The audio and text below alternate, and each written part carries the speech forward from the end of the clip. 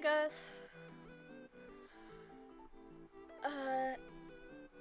I am kind of out of it this morning. Just because like I'm feeling a little shit. But I told myself I was gonna finish this, and I am, because it's one of my favorite trials ever.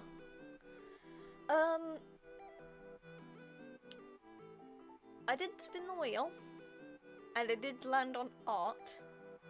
However, I am going to be kicking myself if I don't get to the end of this trial first. Like, if I don't get to the end of Turnabout Goodbyes, I'm gonna kick myself. I'm gonna be so mad at myself if I take like a mini break in the middle of it to do an art stream. So, after I am, like, next stream, I'm probably gonna do an art one. Ooh, there's a crack in the voice. But yeah, doing this one so I can get this trial done and dusted. I do have some cramps at the moment, so if I seem a little like, every so often, it's fine. I have taken painkillers for it. But, yeah.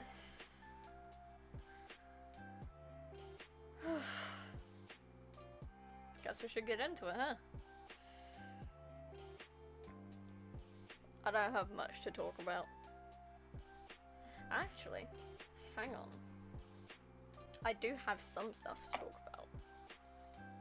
I have like an app on my phone that allows me to put in an entry every day. So I did a fair bit. But I will talk about this stuff during stream. So, not at the moment, so we can get straight into the game, but I do have some shit to talk about. So, right.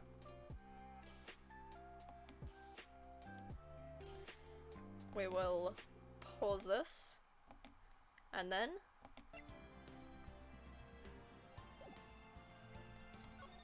let's go, shall we? We're on day 3 of trial. So let me check the stream notebook. Stream archive. Right, so we're on day 3 of trial.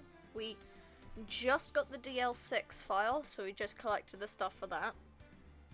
And we have the boat caretaker as a witness, but we don't know who he is. So, let's get into this, shall we?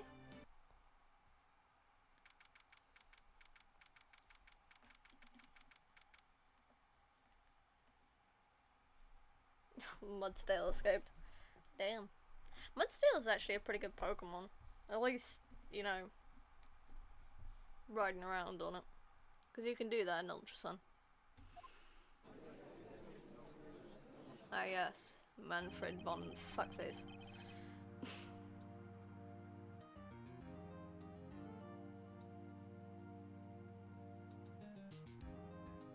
But we're not even 10 minutes into stream and I've already sworn. Brilliant. The court is now in session for the trial of Mr. Miles Edgeworth.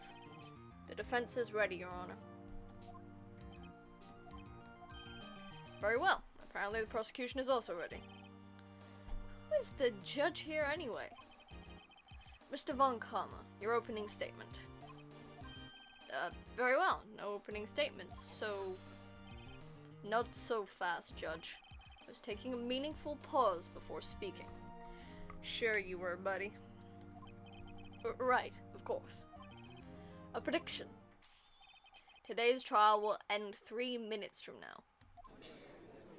I do have my little note that says the statute of limitations on it. Because I know this fucking trial has so many of that. Especially in the final trial day. Order. Order! Mr. Von Comma, what is the meaning of your statement just now? Bah! Must you question everything? It will be over in 3 minutes. We have no time to waste. I'll call my witness now. Right. I call my witness. My decisive witness to the stand. It's that mysterious boat shop owner. This dude. Witness, state your profession.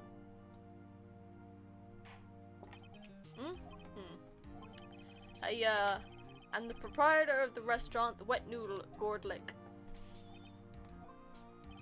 And I, also rent boats. The night of the incident, you were in the boat rental shop, correct? Yep, I was. Please testify. Wait a second. We still haven't heard who this old guy is. Wait a minute. The witness hasn't stated his name yet. Because I did not ask him, Mr. Wright. Bah. I predicted this trial will end in 3 minutes. Stop asking trivial questions and cooperate. Yeah, right. The witness will state his name.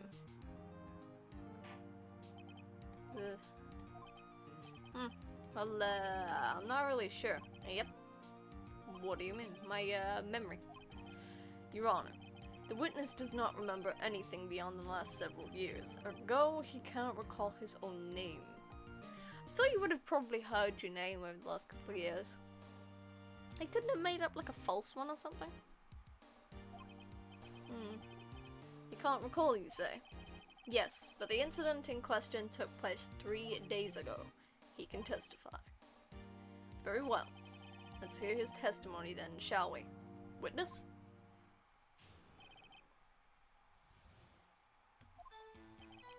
It was the night of the 24th, just after midnight. Yep. I was in the restaurant, where I, rent boats, as usual. Then I heard a bang. Yep. When I looked out the window, I saw a boat just, floating on the lake. Then I heard another bang. Just about then, the boat comes back to shore and a man walks by my window. Very well. I'd like to begin the cross-examination. I don't know why that sentence stumped me for a second. There's nothing to question in my witness's testimony. Ergo, no need to cross-examination. Right. Right. Sure, buddy. Besides, there are only 10 seconds left before our 3 minutes are up. Judge, your verdict, now. Yes. Mr. Wright? Cross-examine, bitch! Hell yeah. What are you saying? Of course I'll cross-examine the witness. Very well, you may begin. Excuse me, Mr. Von Karma? 3 minutes just passed. I see. Well then, let's take our time. You may cross-examine the witness. I do have chewing gum with me. So, forgive me if I sound like I'm chewing. Because the shit is good. It's like the stuff you get at the bottom of Screwball ice creams. Oh god, my jaw just clicked. Yikes.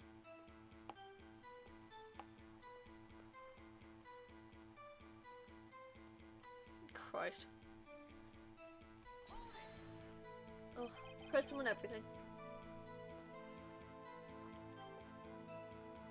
Just after midnight, you say? Yep, just around then. Are you sure? Pretty sure. Yep. When I talked to you yesterday, you were rather vague about the time. I'm surprised you seem so sure about it today. I asked him and he remembered. Isn't that right? Don't glare at me like that. I remembered it clearly. I did. Yep. You see? Continue.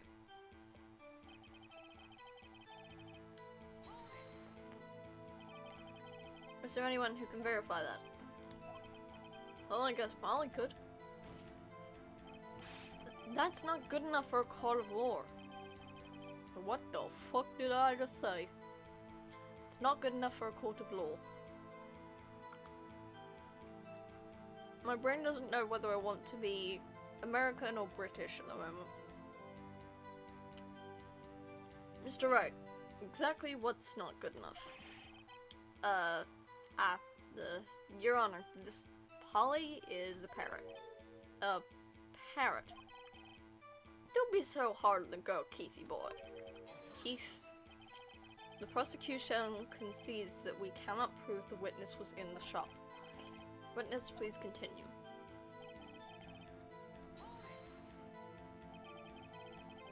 And where did the bang seem to come from?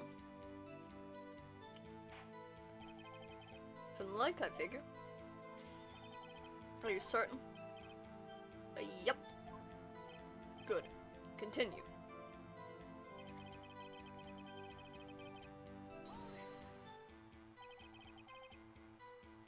Was there someone in the boat? It's pretty far out there. I couldn't see clearly. But I figured there were two men out there. Yep. But you couldn't see them clearly. Yep. At the time, that is. At the time.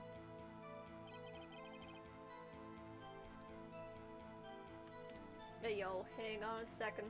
Phoenix had a thought. Phoenix had a dilly darn thought. Gotta check this shit. Again, excessive swearing. Fuck. God damn it, I did it again.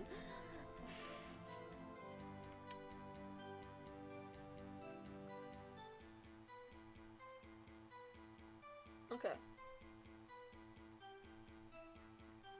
Did I press on that or?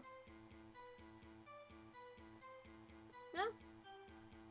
No, we're still good to keep going. Just get all the information, I guess. So you heard 2 gunshots total. Yep. That's what Lotta said in her testimony yesterday.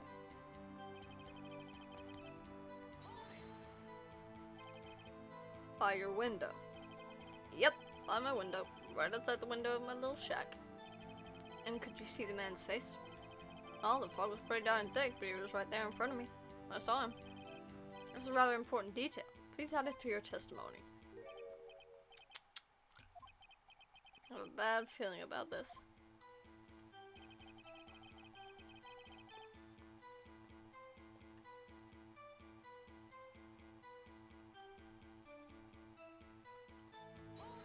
I mean, are you sure? Uh-oh. Dad. Dead certain, Keith. He said, I can't believe he's dead as he was walking by too. Witness, are you sure that the person you saw was Miles Edgeworth? It was him, that Edgeworth boy.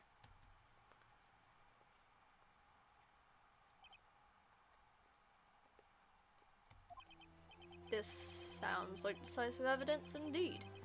I see no doubt for room. Apparently that's what I was gonna say. This sounds like decisive evidence indeed. I see no room for doubt. But karma. He lured me into cross-examining so he could set me up for a fall.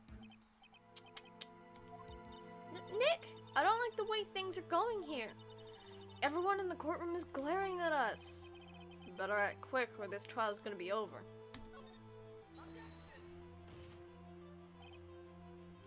Hang on a second. Your Honor, we proved in yesterday's trial that it could not have been Edgeworth who fired that gun.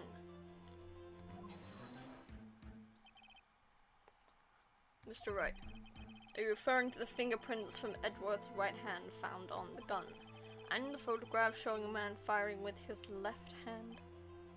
Exactly. That is easily explainable. He could have wiped his prints after he fired. You're ignoring the truth of the matter here.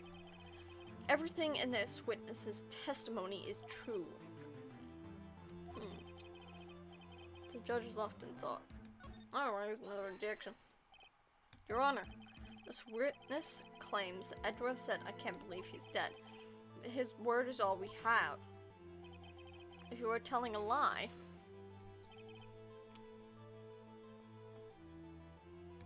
Mr. Wright, in a court of law, the evidence tells all. Apparently, you have yet to realize even this basic fact.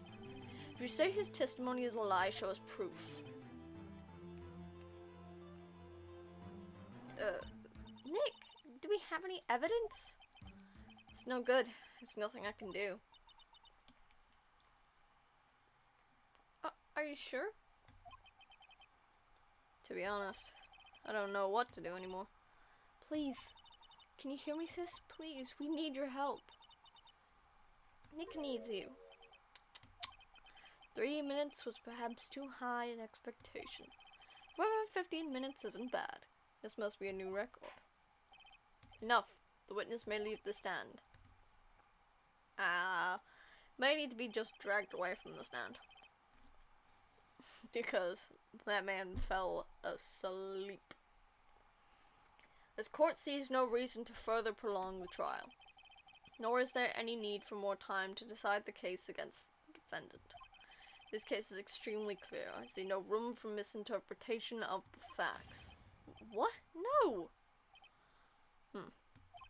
This court finds the defendant, Miles Edgeworth, guilty. The accused will surrender to the court immediately, to be held pending trial at a higher court within a month from today's date. That is all. This court is adjourned. Wait! The fuck? What? Who is that? Me? Huh? What? Look, Larry? What are you doing here? Listen, you gotta listen to me. I was there in the park the night of the murder. I wasn't sure about it until just yesterday. But I remembered it today. But today I remembered it. I'm not reading sentences right, bro. Remembered what? The gunshot. I heard it too.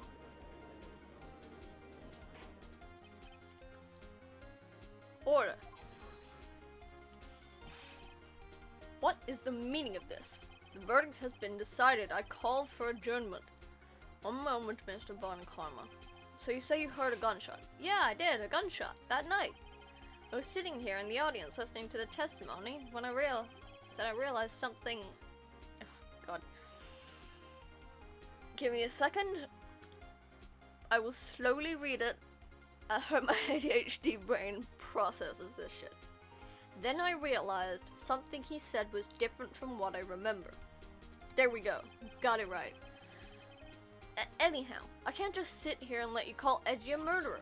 It's just not right. I'll testify. Let me testify. Damn. Order. Order. Well, it's the first time something has happened like this in my court of law. Court. Oh, hey! Suspended. I'm good, man. Had some cramps. Took some ibuprofen. Feeling better now. Sweet. I've got chewing gum.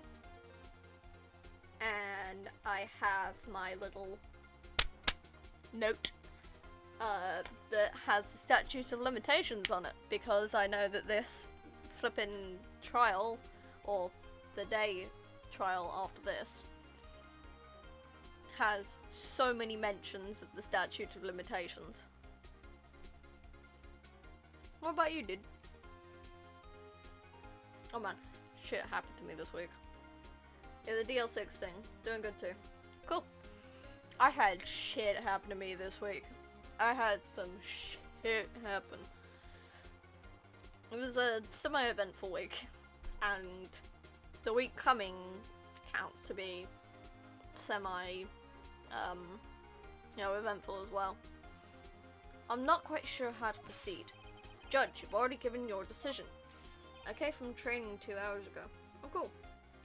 Why shit week? Well, let's see. On the Monday, I was painting, because my mum's birthday is next week, so I was painting part of her gift, to, personalise it.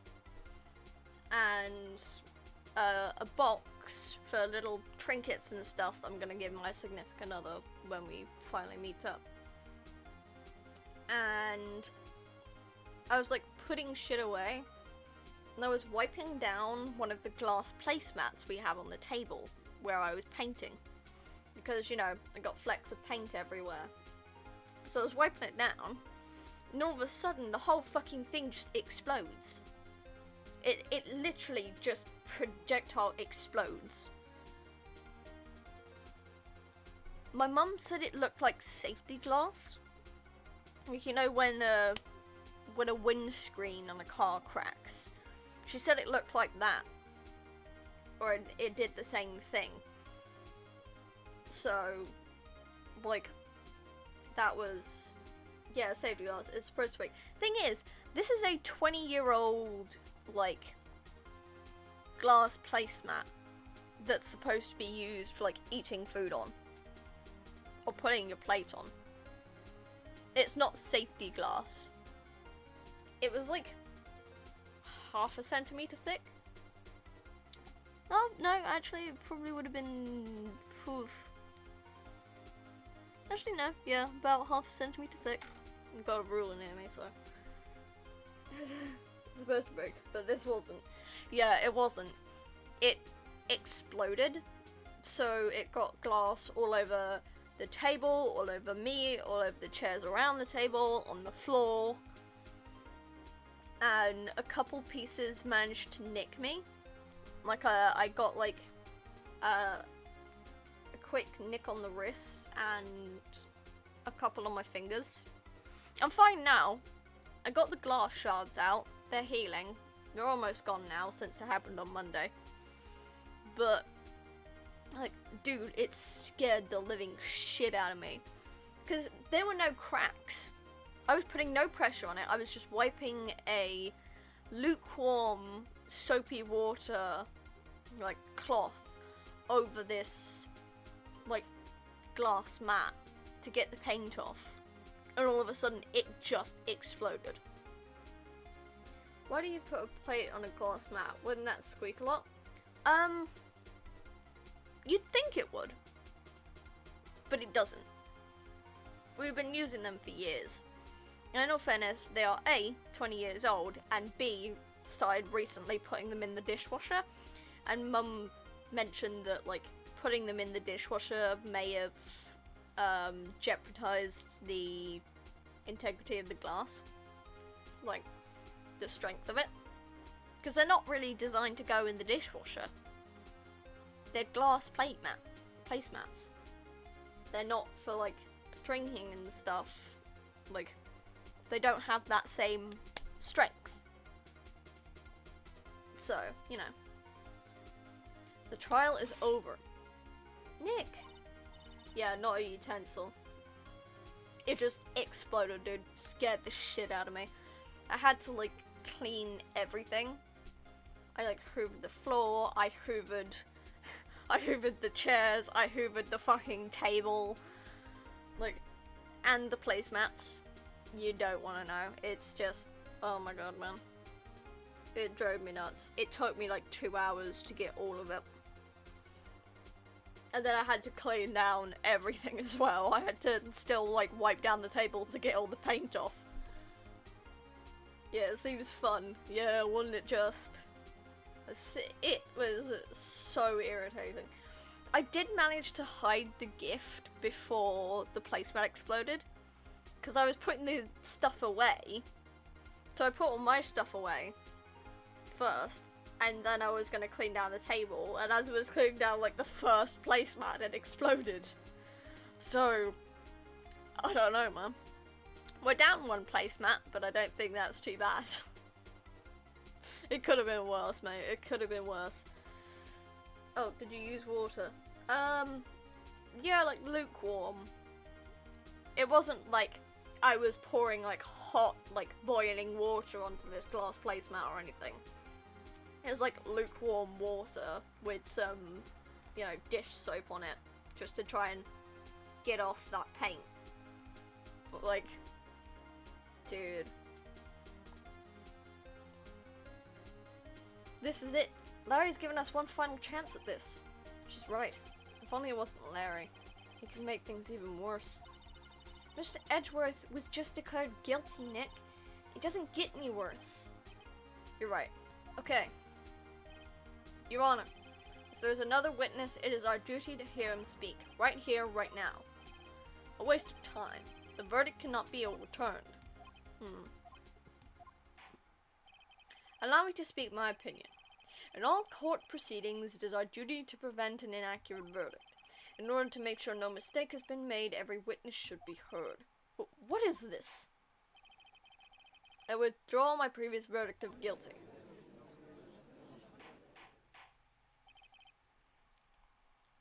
Mr. Von Karma, I order you to call this new witness to testify. Now. What? The court will adjourn for a 5-minute recess. After that, we will hear this new witness. Court is adjourned.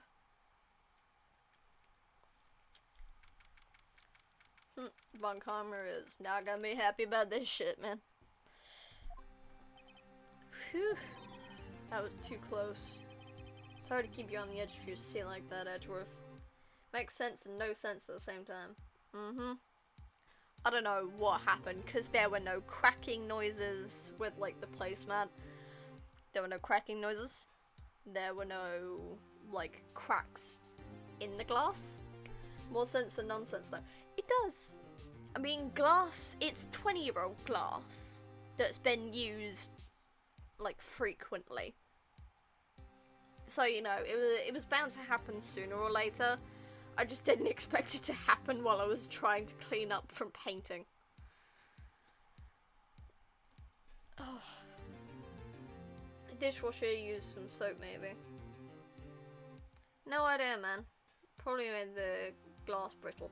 I'm thinking it's more the heat. Or maybe because, like, the water was jiggling them around a bit. Because it's, you know, dishwashers, or the one we have, has the spinning washer, so it's like shooting the water up into the stuff, so it's probably the projectile water that's like making the glass jiggle, and obviously it's not supposed to do that. You're supposed to be gentle with glass, and with glass cups and stuff, it was tempered right. I have no idea. Glass doesn't heat a lot if it's tempered. I have no idea, dude. Because the glass is older than me. It was a wedding gift from my parents. So it is glass older than me. So I have absolutely zero idea. I never bothered to ask. So, you know. They're glass placemats. I'm not going to ask about glass placemats. They've been around my entire life, so I never thought twice about it. But it scared the shit out of me. I've seen worse. Yeah, right, Edgeworth. You're sweating bullets. Just wonder what Larry plans to say in there. Larry was at the lake that night? Yes. He said he went looking for the steel samurai balloon that flew into the lake. Oh, right. And he found the balloon in the air tank that night. Yeah. Hey, Edgeworth. Huh? You say something right? Yeah, a lot of things. You seem out of it. What's wrong? It's nothing. Mr. Edgeworth? There's something I've been meaning to ask you. What's that? Why are your fingerprints on the murder weapon? Oh.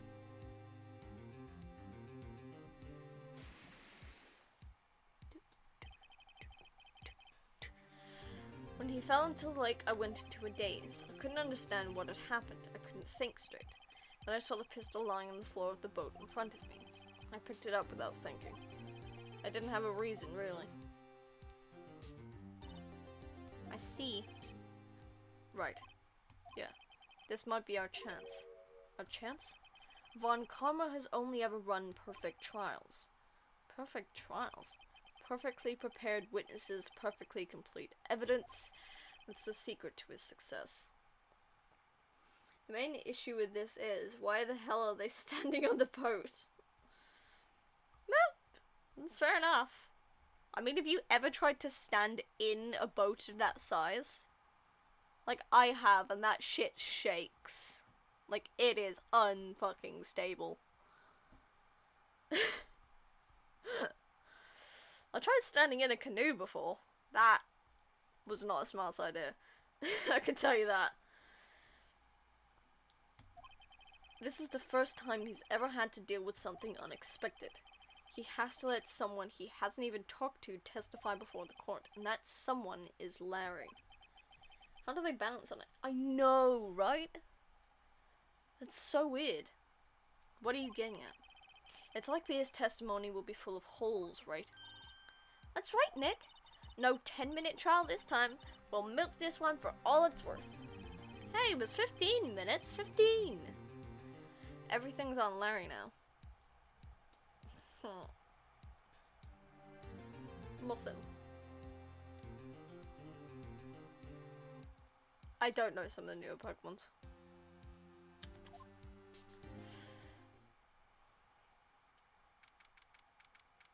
You know, apparently Pokemon has the same, grouping as, like, sheep. Because, like, if you have, like, a herd of sheep, it's not a herd of sheeps. It doesn't have an S on the end. That's what he said. Uh-huh. And it's a Pokemon and a group of Pokemon, not a group of Pokemons. Oh my god, that reminds me. One of my younger sisters, she deliberately does, like, a certain speech impediment thing. She doesn't say demon, she says demons. Demons. She adds an extra D at the end, and it drives me nuts, and she knows it. She's a little shit when it comes to that. She demons. Yeah. It's so dumb. It drives me nuts, and she knows it, and it's... I hate it.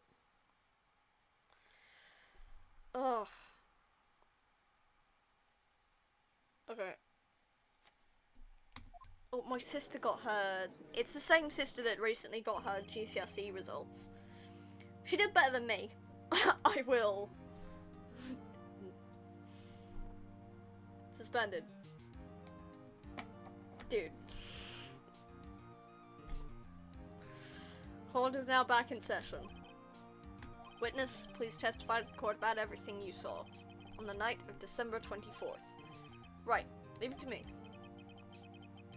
GCSE? Yeah. I actually have no idea what it stands for. GCSE, what's that? So, it's the exams you have to do before you can go to college. So, in the UK, 11-year-olds will take, SATs,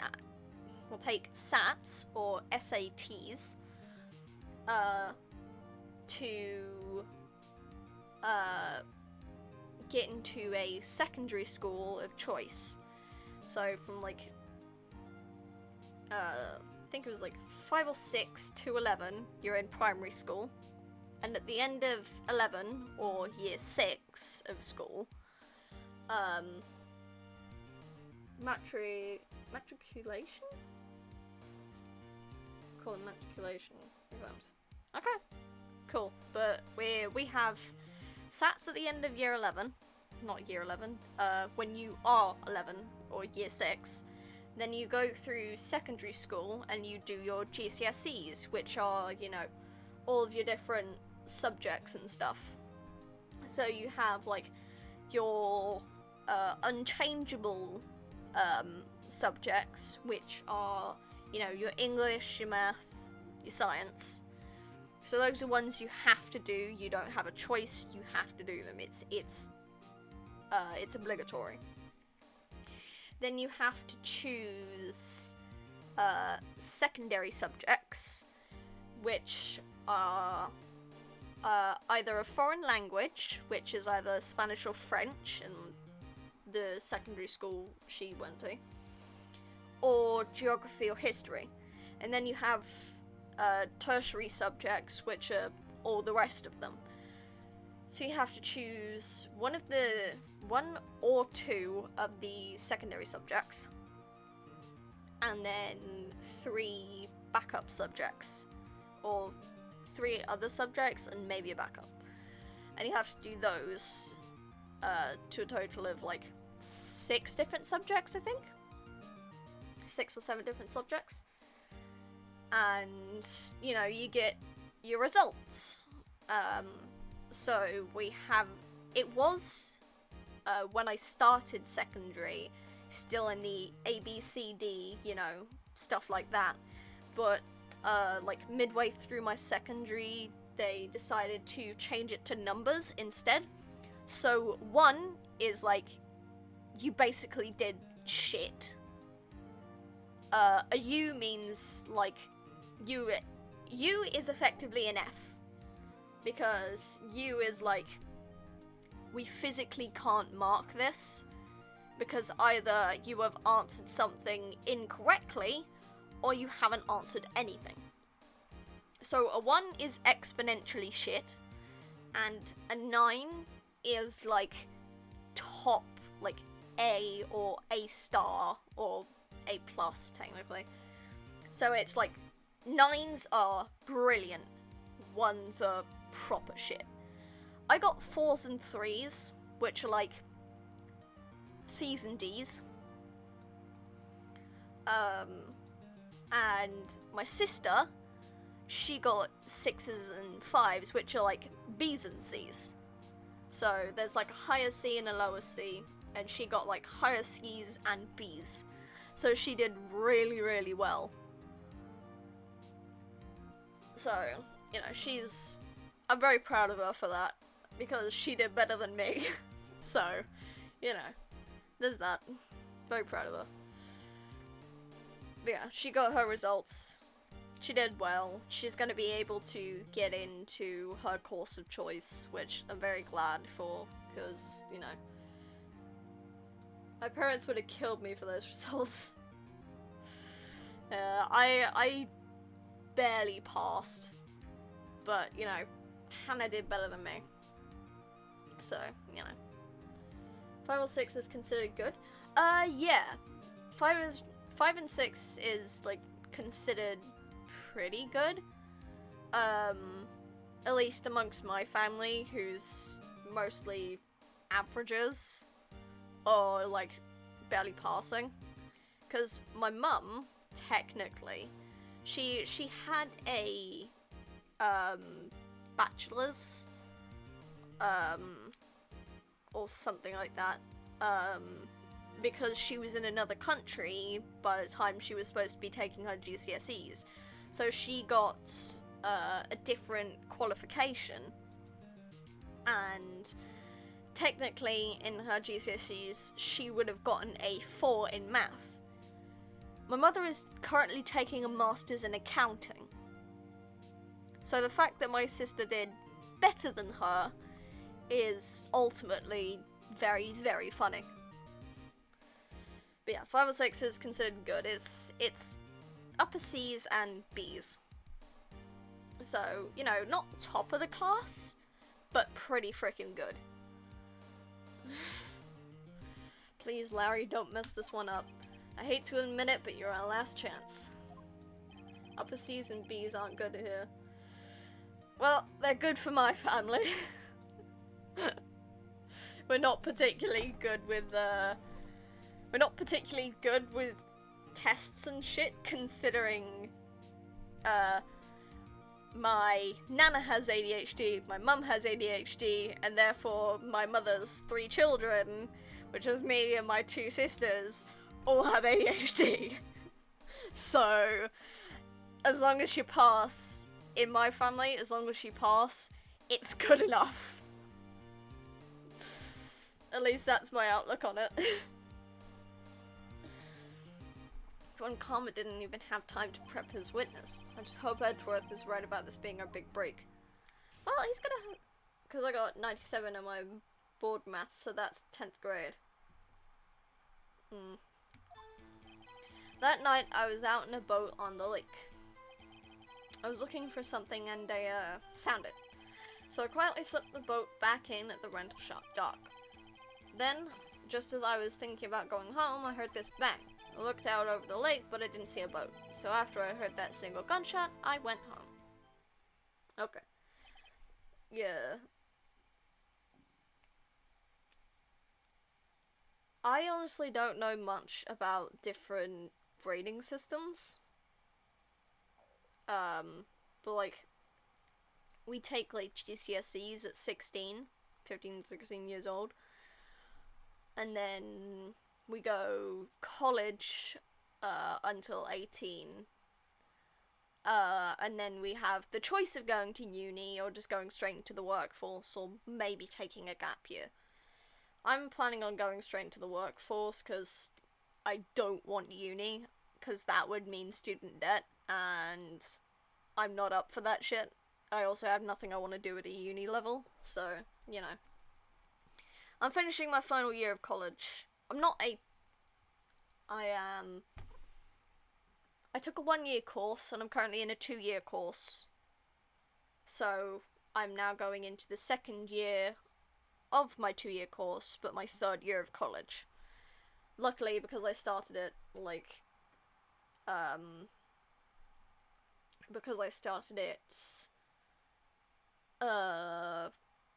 before I turned 18, I don't actually have to pay for my 2nd year, I don't think. 6 subjects: SS, Maths, English, 1 regional language, ICT, and Science. All 100-mark papers.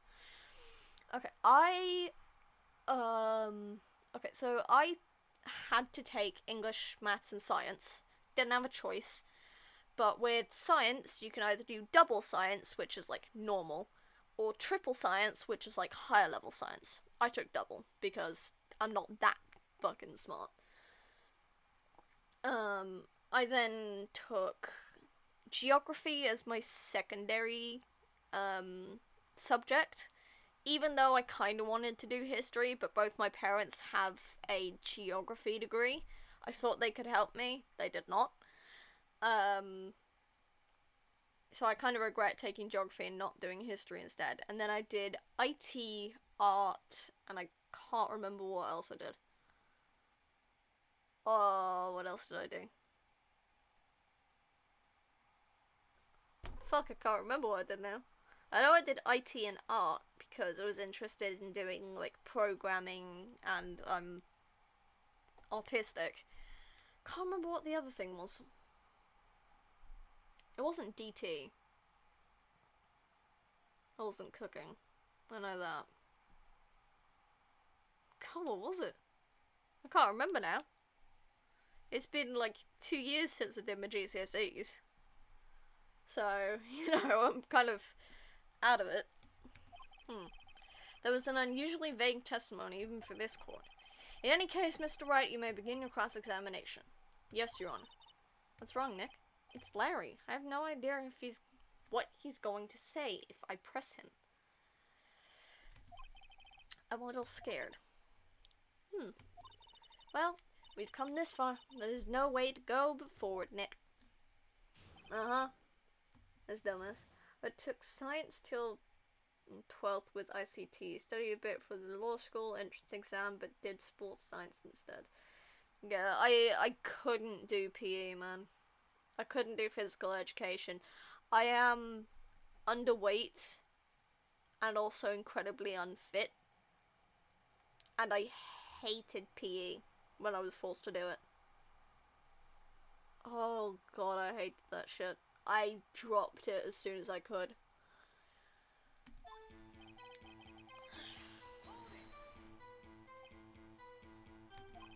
Something wrong, Mr. Wright?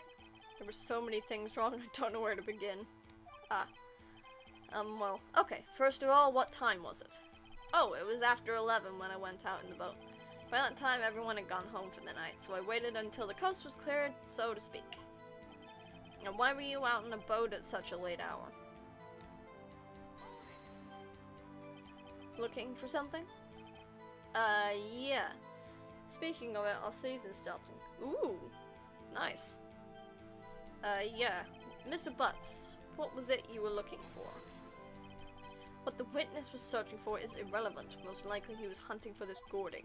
That's surprisingly close to the truth, in a sense. This is all irrelevant. Let's get it over with. Butts was looking for the plug. Oh my god, man. Get out the gutter. Out of the gutter. Out. Out. Go on. Skedaddle. Out of the gutter. Stop. Around what time was that? Well, let's see. I figure I was out searching for about an hour. I guess it was around 12? Yeah. You're not sure? Hey, don't give me that. I skipped it. I'm not some sort of human sundial, okay? People use watches these days, Larry.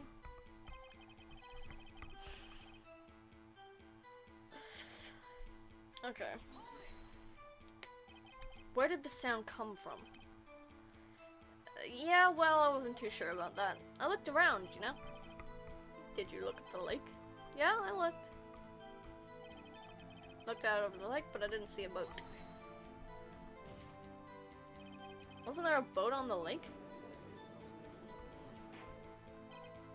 Order, order. Well, Mr. Butts. Whoa, whoa, everybody just calm down, okay? I mean, it was real foggy that night. I'm not sure whether there was a boat out there or not. Oh, okay, no problem. That's just the most important part of this case.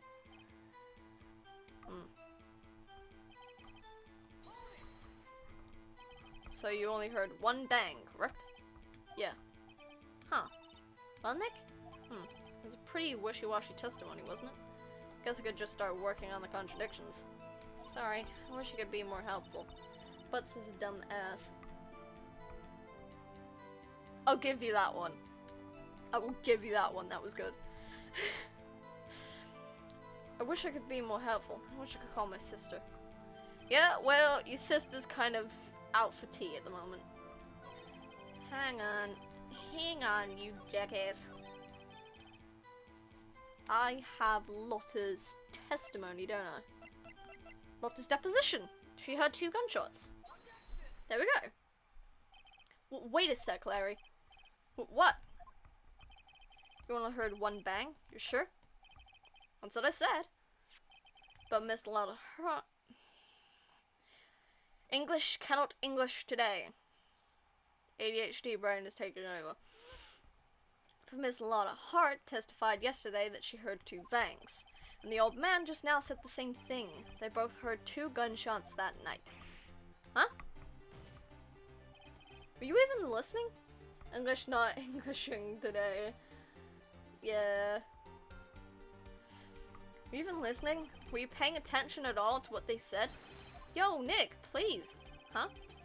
You know, something's been bothering me. I'm a witness, see? I'm like a customer here. So you gotta treat me nice and stuff, okay? Mr. Butts. What? You only heard 1 gunshot? Are you sure? Well, to tell you the truth, I'm not sure. Huh? Not sure? How could you not be sure?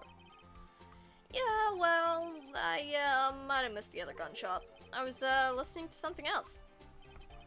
Something else? My radio, dude, with my headphones. What? Oh, bitch, you did what? Order, order, and stop that booing. Mr. Butts, you were listening to the radio with your headphones? Yeah, so what? Is that a crime? Listen to my radio. Everyone listens to the radio. What's the big deal?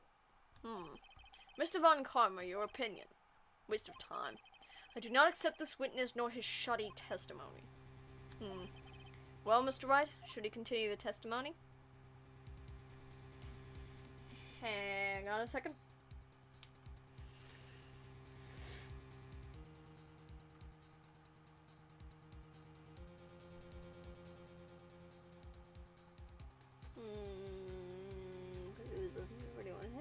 Let's choose either statement. Okay, let's continue.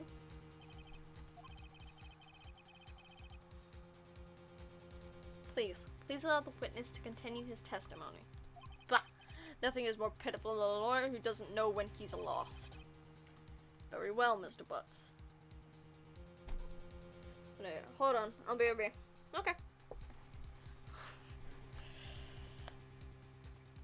Oh, stretch, man. Oh. Ooh. Stretching too much. Now my back hurts. I'm old.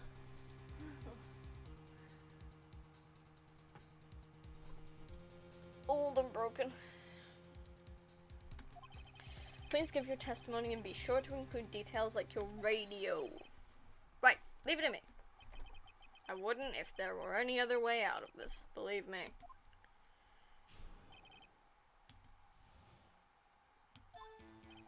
It's lonely being alone on Christmas Eve. That's why I was listening to an all-request show on the radio, see? I was listening to it real booming loud like. But I'm sure I heard that gunshot. I remember exactly what the DJ was saying when I heard it too. You were listening to your radio at a high volume? Yeah, what's the big problem? Can't a man listen to his radio in peace? Isn't this a free country? I truly believe Larry has no idea what the problem is here. Judge, can you believe a word this witness says? What he heard was probably nothing more than a drum beat from the radio. True enough, it is difficult to believe this testimony. Wait, Your Honor. The witness said he remembers exactly what the DJ said when he heard the gunshot. Excuse me? DJ? An announcer, the guy who says things on the radio. Anyway, what this means is when he heard the sound no music was playing, the DJ only talks between songs, so he could have heard the gunshot from the lake. I'd like to cross-examine the witness, Your Honor. Very well, Mr. Wright. Can't believe I'm continuing this charade. It is your fucking choice, my man. You have to do it. So you turned on the radio. Right. I just wanted to hear somebody's voice, you know? No. You don't know what it's like out there alone on Christmas Eve? Alone. I shouldn't have said anything. Do you by any chance remember the name of the program you were listening to? This has nothing to do with the case, Your Honor. Objection sustained. The witness was listening to the radio. That is all we need to know. Tell us, Mr. Butts, how loud was your radio set to that night? Real booming loud? Yeah, you know. And you had headphones on? Yep. I wouldn't think you could hear anything going on outside at all. Can you prove that? No, of course you can't. No, I can't prove it, but I remember that moment real clear. I mean, while I was talking about it, it came back real clear to me, you know?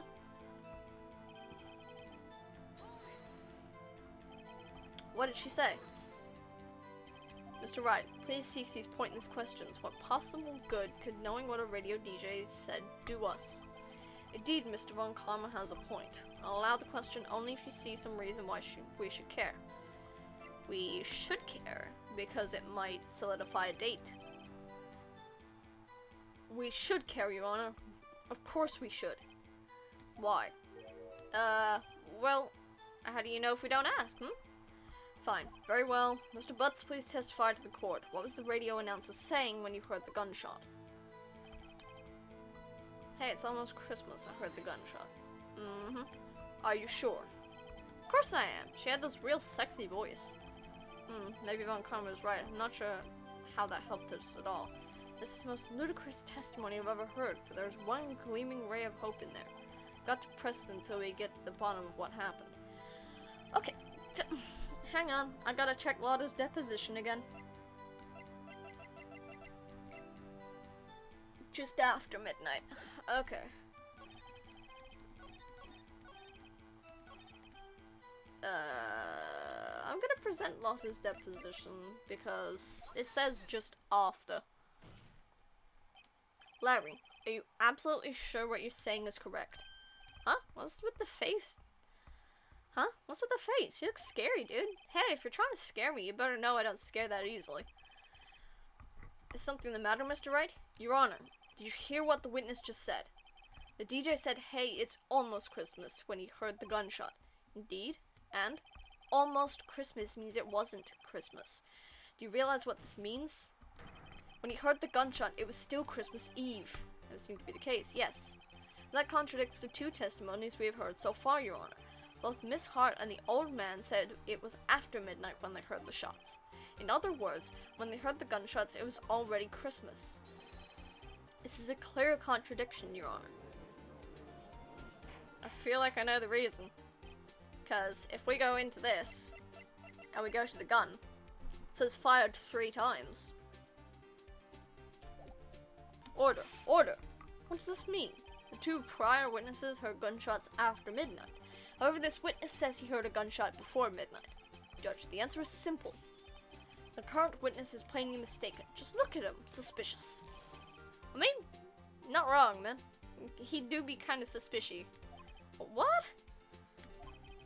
Well, Mr. Wright, what do you think about Mr. Blood's claim he heard the gunshot before midnight? I think he's right. Because the gun says it's been shot 3 times. The other 2 said they heard 2 gunshots. Larry's not mistaken, Your Honor. You heard that gunshot before midnight. Intriguing. I'm assuming you have evidence for this wild claim? Show me evidence there was gunshot before midnight. I check the wiki here. Pretty sure I have to. No. I was gonna say present the pistol. Present the second lake photo to the court. Lake photo. Second lake photo. Look at this photograph. This was taken by a witness yesterday, Miss Milana Hart, with her automatic camera. The timestamp on the photo reads December 24th, 11:50 p.m. Oh? There's nothing on the lake in this picture. Your Honor, the real issue here is not why nothing is shown in this photograph. It is why this photograph exists at all. What do you mean? Your Honor, this photograph was taken by an automatic camera. That camera was set to go off in response to loud noises. Aha! Correct. There was a loud noise at the lake. There's a loud noise on the lake at 11:50 p.m. That is why this photograph was taken. In other words, when Larry heard that gunshot, it was most definitely still Christmas Eve. Indeed, it would seem that is the case. Then, where does that leave us? Miss Hart testified that she heard the gunshot after midnight. Yawning now, Jesus. Are you claiming she was mistaken? Not at all, Your Honor. It is a fact that the camera was also triggered at 50 minutes after midnight. Your Honor, that night there were 2 sets of gunshots with a 25-minute pause between them. Why would this be? Don't be fooled, Judge. That camera was set to respond to loud noises. Yes?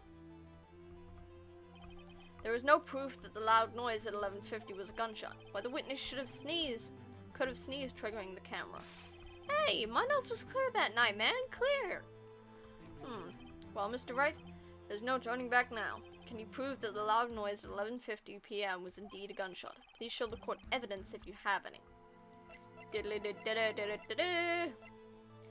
The gun. Because it says 3 times. This is my evidence. The murder weapon? Something about this pistol is bothering me, Your Honor. Both of the witnesses who testified yesterday heard 2 gunshots. However, the murder weapon was fired 3 times. When, then, was the last shot fired? Only now have I realized the truth. That 3rd shot was the shot Larry heard just before midnight. Order! Order! That would make sense of the evidence we've seen so far. However, this leaves me wondering what exactly did happen on that night on the lake. Exactly. If this is true, there were 2 sets of gunshots separated by 25 minutes. One at 11:50, another at 15 minutes past midnight. Why, I ask you, why? Oh, I better think of something quick. Wait a second. Gunshots separated by 25 minutes? Ah! What's wrong, Nick? I have it! I have it! Huh? Remember the case with the steel samurai? Huh? Yeah, of course I remember. The murderer in this case had the same idea as the murderer in that case. What do you mean? Maya, yes? If we don't figure this out now, we'll never overturn Edgeworth's guilty verdict. I've got a hunch and I'm gonna run with it. Right. I mean, is this safe? Safe? We've already gotten a guilty verdict. We have nothing to lose. You just watch and let me know if I say anything that sounds fishy, okay? Right, Nick. Your Honor. Yes, Mr. Wright. The testimony just now has cleared up this entire case. What do you mean, Mr. Wright? So you finally realized the truth. There can be no other murderer here than Miles Edgeworth himself. Wrong, Karma. A man was shot that night, but it wasn't Edgeworth who did the shooting. Listen, rookie. Take a deep breath and consider the facts. At the time of the murder, one boat was on that lake. This was shown by the witness's photograph. The defendant, Edgeworth, and the victim, Robert Hammond, were on that boat.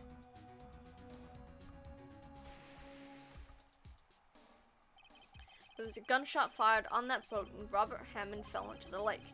The distance of the shooting was 1 meter. It couldn't have been suicide. Well, the guilty party has to be the other man on that boat. I admit, it's hard to imagine any other possibility. Yes, this assumes that the victim was shot at 15 minutes after midnight. What do you mean by that, Mr. Wright? We have photographic evidence of the time of the shooting. The timestamp on the photo says 00:15. But Larry heard a gunshot 25 minutes before that. Robert Hammond was killed then, 25 minutes before the shot in the lake. That's the only way Edgeworth could be innocent. Mr. Wright, are you quite mad? Explain who the two men on the boat are. The Edgeworth and the murderer. Because Hammond got shot beforehand. Of course, it was Edgeworth and the murderer. After the murderer killed Robert Hammond at 11:50, he assumed the guise of Mr. Hammond and met Edgeworth. What? Are you serious? Yes.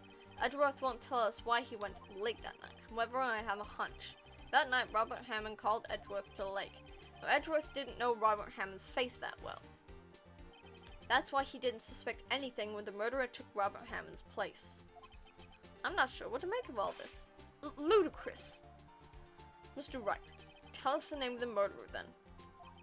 The murderer's name? Right. I don't know.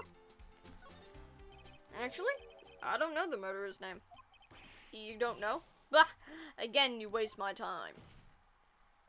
I don't know because he never told us. The murderer is the caretaker of the boat shop, that old man. 11:50, he was the one who killed Robert Hammond. The caretaker of the boat shop? Where did he do this? There weren't any boats on the lake then. Why would he have to go all the way out in the lake just to shoot someone? May I suggest the real scene of this crime was not on a boat? What? Well then, where did the murder take place? In the flippin' boat shop. In the boat shop. Here, of course, the boat shop where he lives. That way he can meet with the victim without anyone seeing. Do you have proof that the boat shop was the scene of the crime? Recall Larry's testimony, if you will. That night, he was out in the lake in a boat searching for something. He finds it and returns the boat. Then, just as he's starting to head for home, he hears a gunshot. He heard a gunshot, Your Honor. Even though he was wearing headphones at the time. In other words, the gunshot was very, very close by. And where would that be if he had just returned a boat? The boat shop. Yeah. Mr. Wright, what happened that night on Gourd Lake? Please tell the court from the beginning. Yes, Your Honor. Nick, are you sure about this? Not really. But I think if I start at the very beginning and I take it slow, I might just be able to figure this out. That night, the caretaker of the boat shop called Robert Hammond to his shop.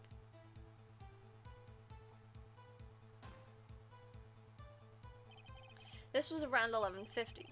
That was when the gunshot that Larry heard was fired. After that, the caretaker put on Robert Hammond's coat.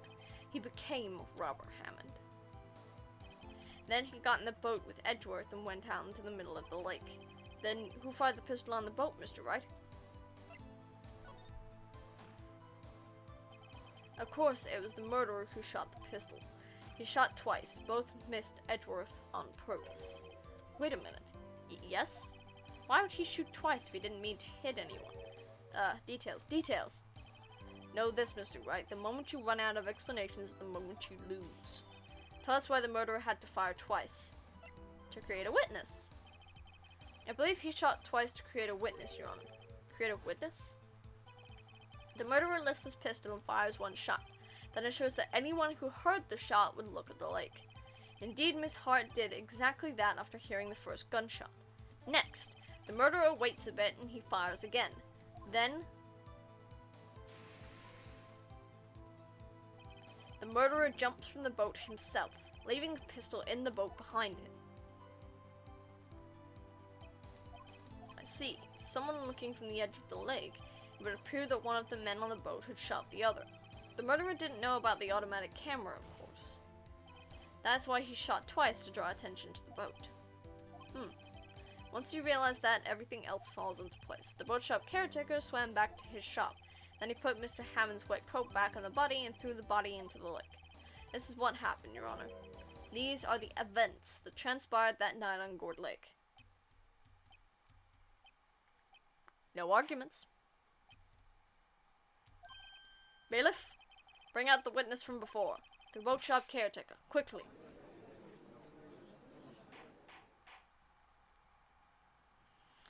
He's run away.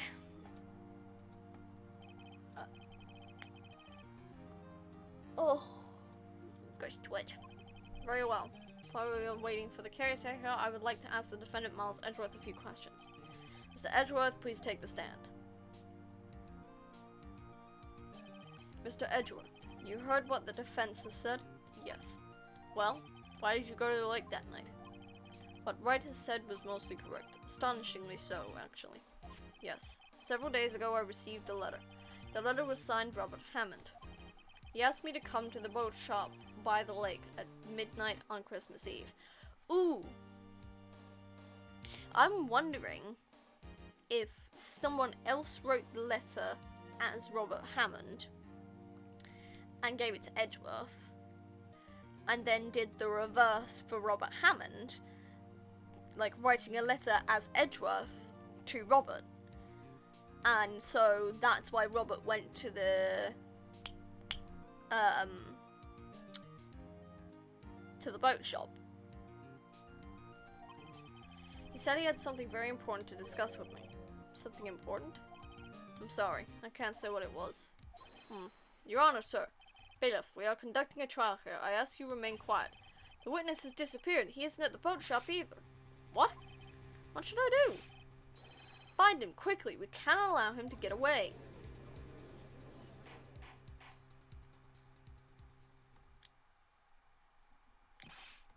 Mr. Von Comrick, your witness has disappeared.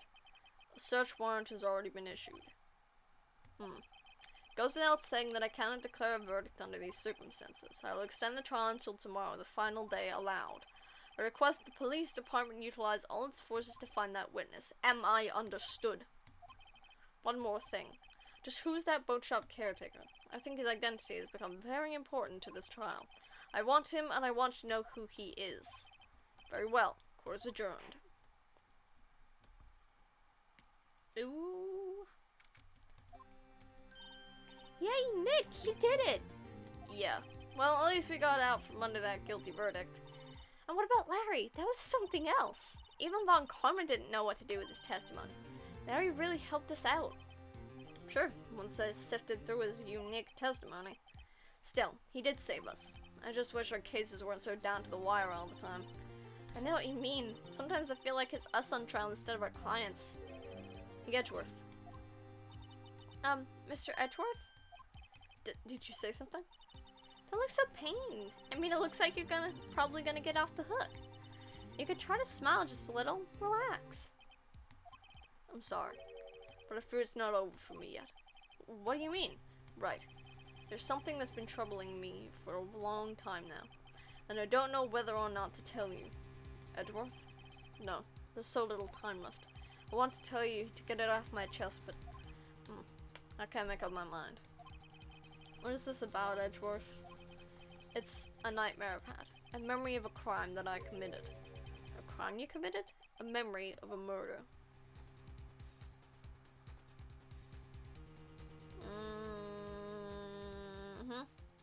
Sure, buddy. Yeah, that's fucking safe, man.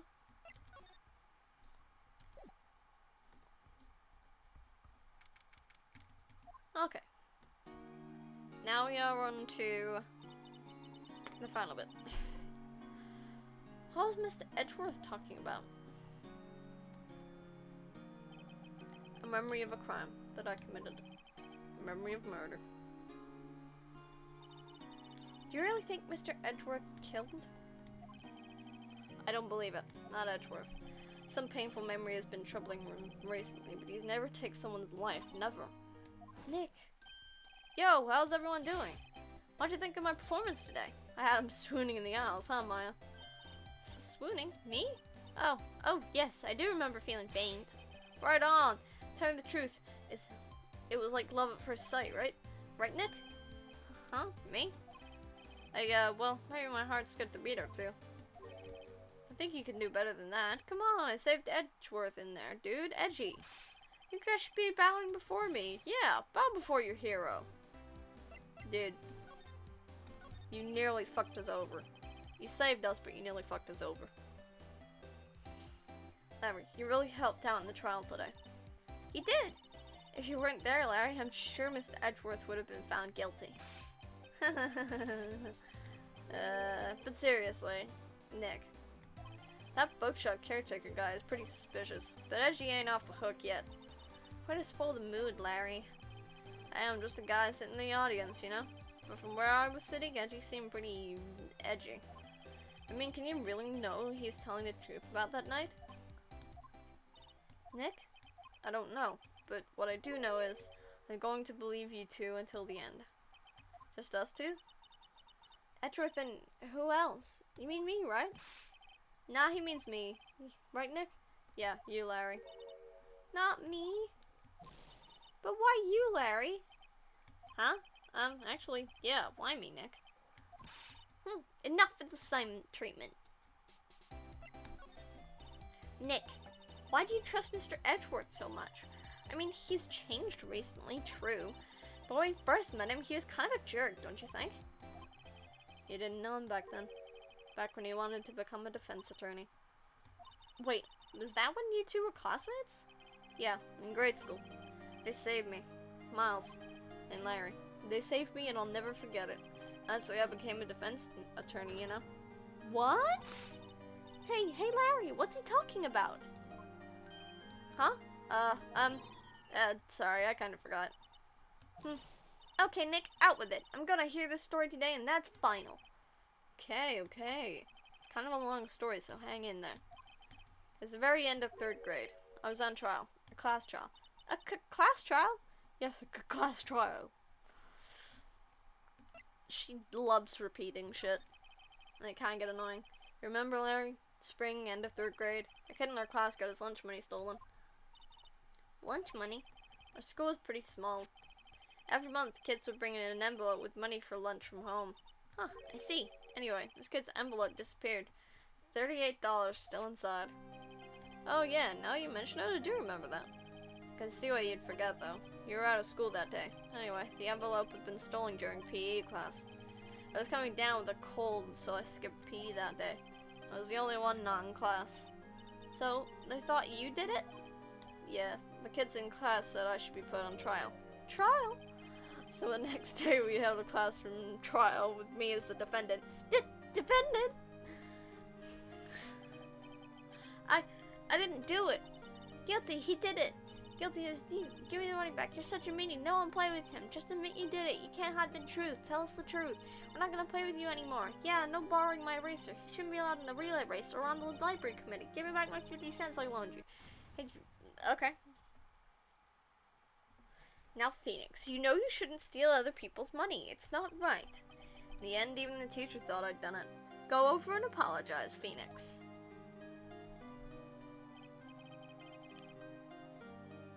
I didn't know what was happening. I was so sad I couldn't stop crying. Everyone was staring at me like I'd done it. I tried to apologize. I went to where the boy whose money had been stolen was sitting. That's when it happened. You shouldn't have to apologize. The only thing that belongs in a trial is evidence. Anything else has no place. You should all be ashamed. Amateurs. Miles? It wasn't you who stole my money, was it? No. Then you shouldn't apologize. Everyone's been shouting you did it, but no one has any proof. That is why, Your Honor, this boy is innocent. But Miles, it was your money that was stolen. Yeah, he did it. He's the one. We don't need proof. Make him say he's sorry. Why don't you all just shut up? This is always how it is. Everyone ganging up and picking on one person. Just think how he feels. He said he didn't do it, so he didn't do it.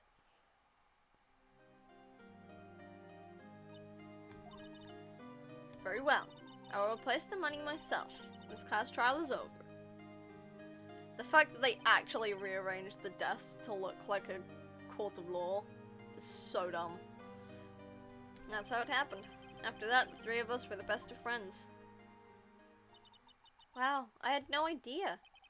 Yeah, I had no idea either. I mean, I forgot. That's where I learned what it meant to be alone. Totally alone without a friend in the world. You did a good thing, Larry. Yeah, well, I was just lucky that I took the day off from school. If I'd been there, they would have thought I'd done it. So I took it kind of personally, you see. Something smells, it's usually the butts. Anyway, Edgeworth and I talked after that class trial. That's when I heard his father was a defense attorney. I remember his eyes would shine when he talked about his father. I'm going to become a defense attorney, just like my father. A famous defense attorney. Then, a few months later, he suddenly transferred to another school. The DL-6 incident. Right. I'm not sure, but the transfer probably had to do with his father's death. That's so sad. It was several years later when I heard Edgeworth's name again. There was an article about him in the newspaper. The headline was something like, "Dark Suspicions of a Demon Attorney. Fabricating evidence, manipulating testimonies, covering up facts." The article said he'd do anything to get a guilty verdict. Anything. But why? What happened? I mean, that's not the Edgey I used to know at all. That's what I thought, too. I tried to get in touch with him, I don't know how many times. He never replied. I guess he didn't want to see his old friends. I couldn't just drop it, though. I wanted to meet him. To learn why he had become who he became. 'Cause he was grumpy, man. My man was depressed. Oh.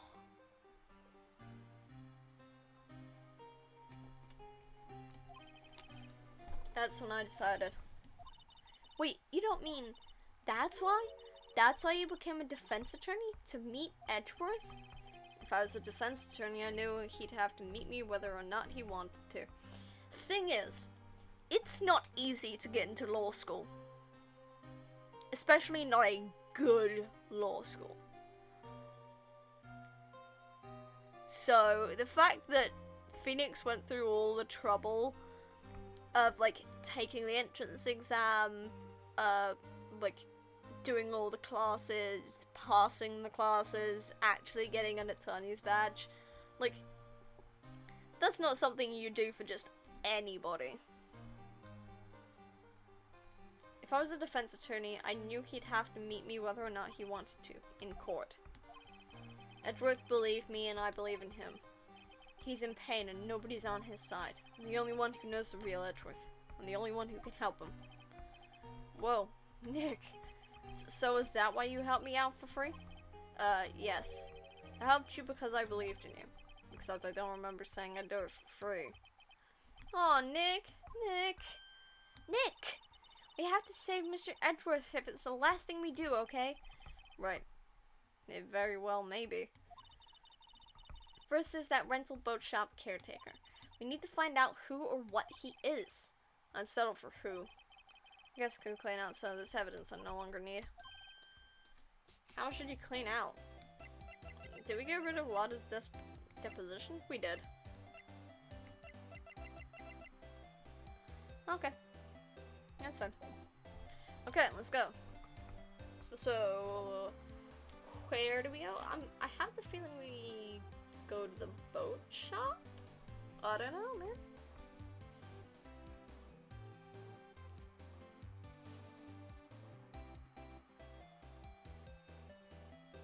Move to the Gold Lake. Move. Gold Lake entrance. Yeah, I have the feeling we need to go to the boat shop. Hey pal, long time no see. Oh, Detective Gumshoe. Close one today, eh? I got so worked up I snapped my tie in half. Sorry about that. No problem, pal. Thanks to you, we now know who really did it. You mean the boat shop caretaker? Look, I'll make you a promise. Have that scoundrel in my custody by trial time tomorrow. Come what may, it's my duty to help you as a police officer. Now I'm off to catch me a criminal. Detective Gumshoe sure is active today. Oh, one other thing. Eek! No one can go into the woods today. The woods? A lot of us camping? The woods are off limits to camping, and apparently the park ranger found out. He got pretty mad. No one can go in for a while. Guess Lotta's in a lot of trouble. Anyway, I'll be seeing you tomorrow.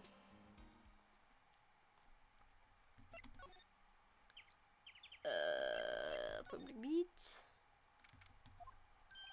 Huh? The steel eyesore is missing. Eyesore? Looks like the hot dog stand is closed too. I guess Larry's too busy worrying about Mr. Edgeworth to show up for work. Probably. Who knows?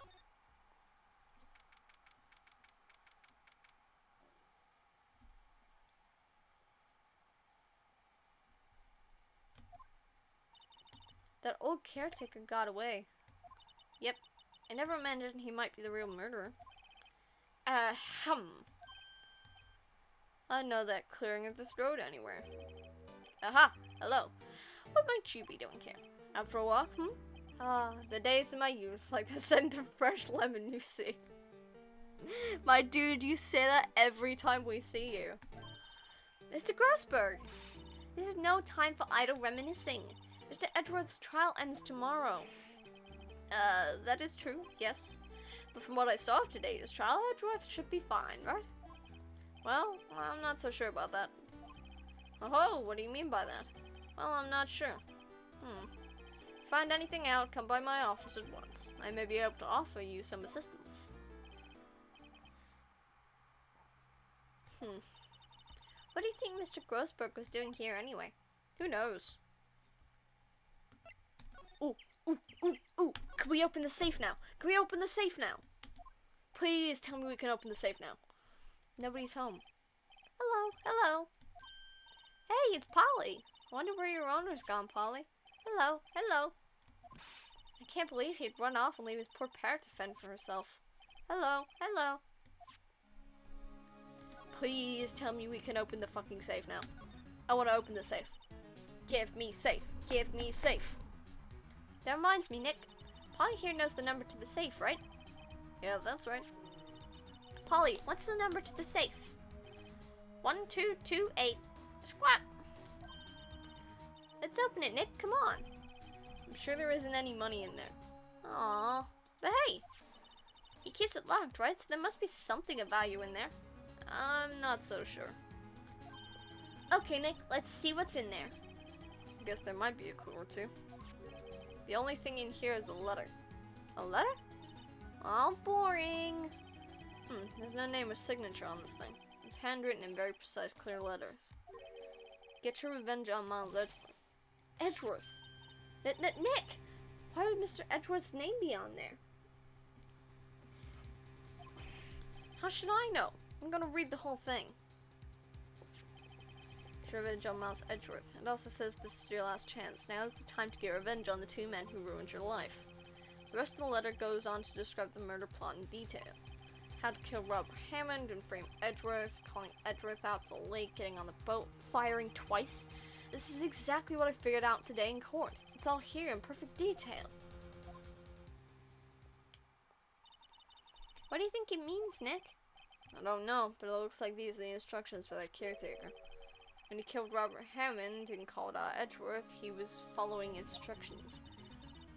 But who could have written that letter? And what does it mean to get revenge on Miles Edgeworth? Look, I don't know, okay? But one thing's for certain. This letter is an amazing clue. Can we talk to Polly? Let's say hi to Polly. Maybe I should take care of Polly, Nick? You probably shouldn't just kidnap her. The police know about her anyway. I'm sure they'll do something. Oh, okay. Sorry, Polly. He says he can't take you. Great, now the bird's gonna hate me. Look, Nick, it comes with the territory. It comes with the territory.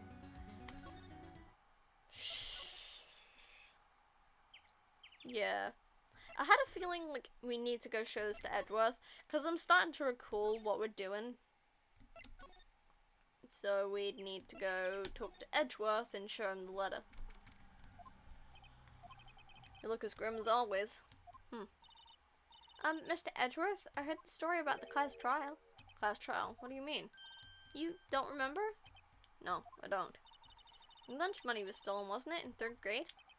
Lunch money? Oh, right. Yes, I seem to remember something like that. Nick, I think you're the only one who really remembers. Well, it probably only really mattered to me anyway. Mr. Edgeworth, didn't you know? That trial was the reason Nick became a defense attorney. Ridiculous. Gee, thanks. That said, it does sound like the kind of thing you do. You haven't changed a bit, have you, right? So simple. To a fault, even.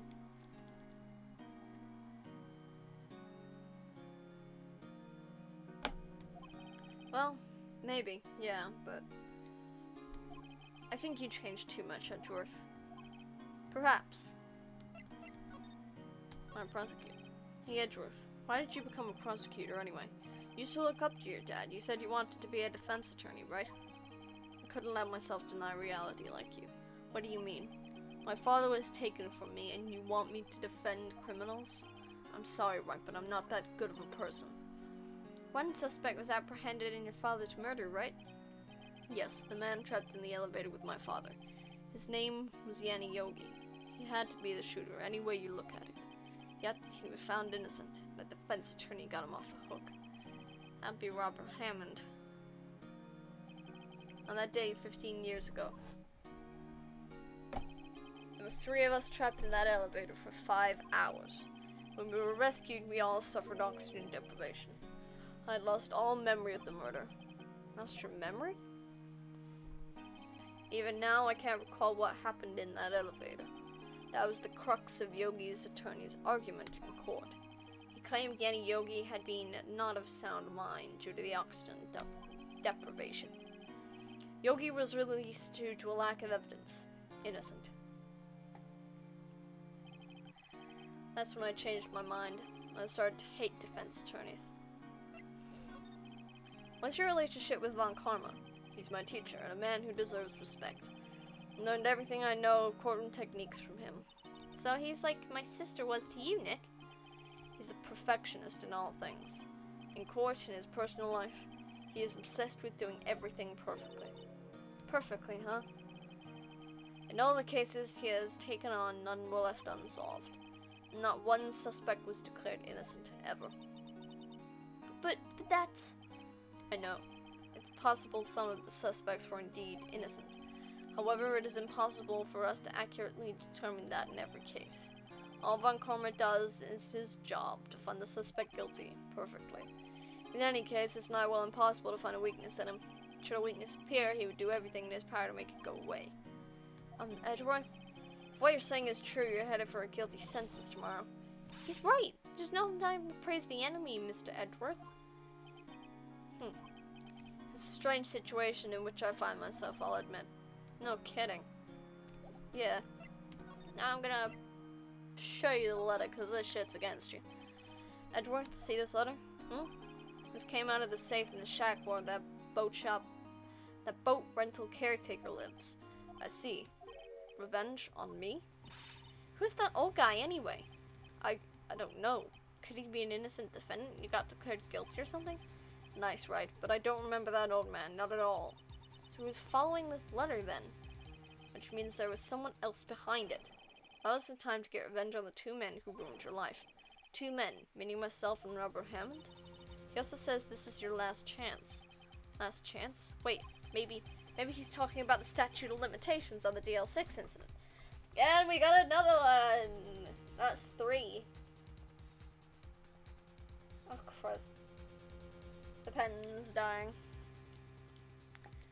Shake it a bit! And then... there we go. That's a 3. Wait, that old man. What is it? Do you know who he is? Yogi.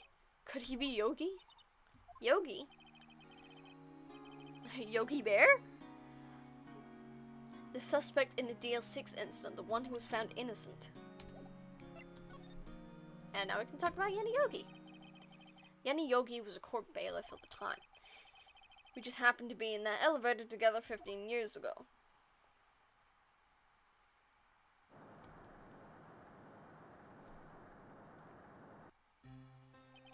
The quake was incredibly strong. Before I knew it, everything was dark. We were there for so long, it felt like forever. The air thinned and the darkness closed in on us in that little box. We became unsettled. Help! I can't breathe! Quiet! I said quiet! You're not making this any easier. I want to get out! Help! Get us out! Don't shout, you'll just use up more oxygen. That's all I remember. When I came to, I was in a hospital bed staring up at the ceiling. In court, Yanni Yogi's mental condition was called into question. They claimed the oxygen deprivation and the stress had caused temporary insanity. In the end, the claim passed in court and Yogi was found innocent. Huh. But isn't that strange? This letter tells him to get revenge on Edgeworth. Why would he want to take revenge on you? Right. Yeah? There's something that's been troubling me these last few days. I didn't know whether or not I should tell you. You mean the nightmare? It's a nightmare I've had. A memory of a crime that I committed. A crime you committed? A memory of a murder. I think the time has come to tell all. Please do. For the last 15 years I've had the same dream almost every night. I wake up in a fearful sweat every time. What kind of dream? It's a dream about my father's killing in the dark. Help! I can't breathe! Quiet, I said quiet. You're not making this any easier. I want to get out! Help! Get us out! Don't shout, you'll just use up more oxygen. I can't breathe. You're using up my air. What? Stop breathing my air. I'll stop you. Ah, what? What are you? Stop breathing my air. No, Father. He's attacking Father. You called him Father? Dude. Posh, dude. Then I see the pistol lying at my feet. I don't know if it was evidence from that day in court or the bailiffs. In a daze, I picked up the pistol. Get away. Get away from my father. And then a scream. Carbink. The carbuncle ate itself. And with that scream I wake.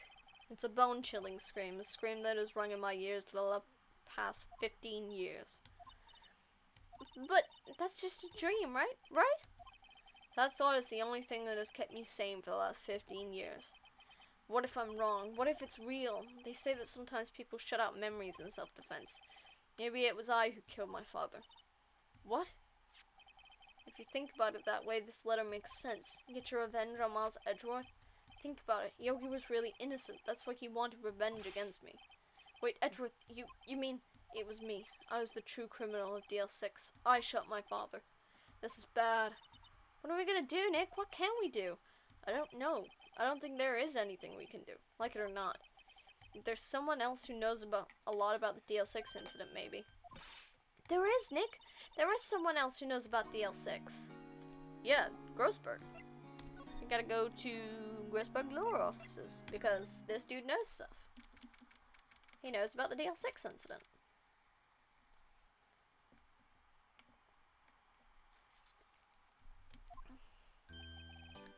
Mr. Grossberg. Ah, hello there. What's wrong? You're troubled. No kidding. I can't believe you're not. My. Just calm down and tell me what's happened, Mr. Edgeworth, he...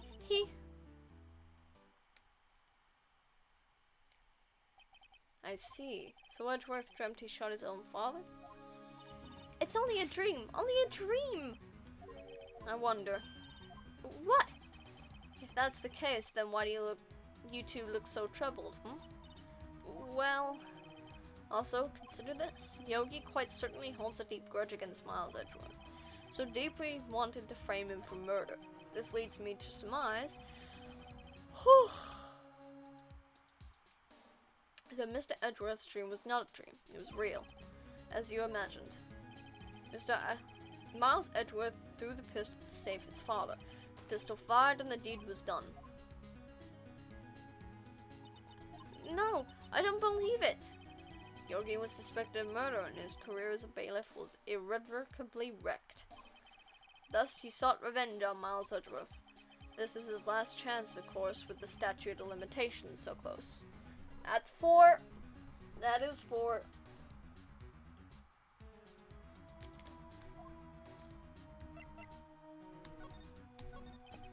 What do you know about Edgeworth's father? He was a defense attorney without peer. It sounded trite, but it's true. Well, he may have had one peer now that I think about it. Your mentor, Mia Fey. My sister? Gregory Edgeworth was very disapproving of Mr. Von Karma's techniques. It's no surprise. Mr. Von Karma is an extreme man, forging testimonies and evidence as if it were nothing to him. The result, he had a perfect win record in court. To beat him, Gregory Edgeworth tried to call attention to his methods. And he lost, and died in despair as it were. I see. When Gregory Edgeworth was killed, the police called on a spirit medium. That was your mother, Misty Fey. And Gregory Edgeworth, I've been killed. The one who shot me was the bailiff, Yenny Yogi. Yet Yogi was found innocent. That's when my mother left us. Everyone called her a fraud.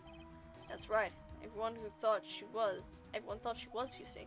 Yet, now that I think about it, it seems the one who lied was Gregory Edgeworth's ghost. Gregory Edgeworth must have known who shot him. I don't believe it. So you're saying he falsified his testimony? That Edgeworth's dad lied to protect his son?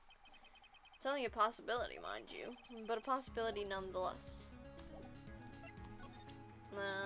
Present the letter to Grossberg.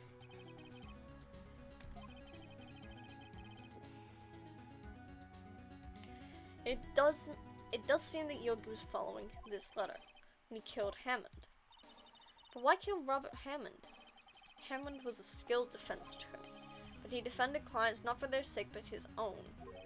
Huh? His own sake? He never trusted his clients, that one. The only thing he trusted was his own ability. But he got his client found innocent, so why should it matter? Actually, Madeire's quite different. He won that innocent verdict for no one but himself. Yogi was a free man, but socially he was ruined. Huh? You'll understand soon enough. Wait, what is it? This letter. I've seen this handwriting somewhere a long time ago. Whose handwriting is this? Do you have any idea who wrote this? Bunk. Could it be Manfred von Karma? Von Karma? Why would he have something to do with this? Well, I'm not sure. Von Karma. Von Karma. Wait! You're right, my boy! This is Von Karma's handwriting, I'm sure of it. You used to see it all the time in court reports. What? But that means the only one who told Mr. Yogi was... The one who told Mr. Yogi to kill was... Correct. Manfred von Karma himself. What does this mean then? Why would von Karma want to frame Edgeworth?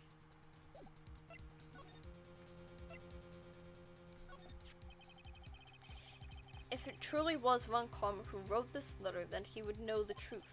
He would know that Miles Edgeworth had accidentally killed his own father. He'd say as much tomorrow in court, I should think. He'll press the point until the court finds Miles Edgeworth guilty. Oh no. But how can Von Karma know Mr. Edgeworth's past like that? Even Mr. Edgeworth thought it was just a nightmare. That I do not know.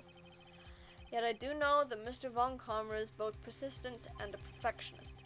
He may be seeking to satisfy a grudge against Gregory Edgeworth by hurting his son. What do you mean? It's 15 years ago. Von Karma met Gregory Edgeworth in court and Von Karma did win, but he didn't make it through the trial unscarred. What happened in the trial between Edgeworth's dad and Von Karma? Von Karma got the guilty verdict he wanted. He won the trial, but Gregory Edgeworth accused Von Karma of faulty evidence, and though he lost the trial, Mr. Edgeworth's accusations stood. Faulty evidence? It was the only penalty Von Karma had ever received in his career as a prosecutor. Gregory Edgeworth dealt a blow to his perfect trial record. Wow. It must have been quite a shock for Von Karma. He took a vacation for several months after that, you see. Vacation? Yes, an unusual event for the man. That was his first and last vacation he's taken in his many years of prosecuting. Really? He doesn't take vacations? Like go to sea or to the mountains? Don't tell me he's never been to Europe. You have strange ideas about vacations, man. In any case, that was the only time he took a vacation from work. I believe the penalty upset him quite a lot. Odd, if he wanted to keep a perfect record so badly, why would he take such a long vacation? What should we do, Nick? Von Karma is going to bring up DL-6. You can bet on it. What if Mr. Edgeworth pleads guilty to DL-6? I won't let him. Yes, Mr. Wright. Hate to say this, but even accidental murder is still murder, you know. I know that. I just believe in Edgeworth's innocence. I can't believe he'd kill someone. But Nick, Mr. Edgeworth admits it himself. His father must have lied to protect him from beyond the grave. I don't care. I know he's not guilty. Mr. Wright, if you say so, I suppose I could go check again. The police files might hold something of interest. Mr. Grossberg, thank you. I can't promise anything. In fact, I think the chances of finding something are slim. I understand. The police materials. So... One day left, Nick. Yeah, I know. Well, no time to waste. Let's get going. Okay.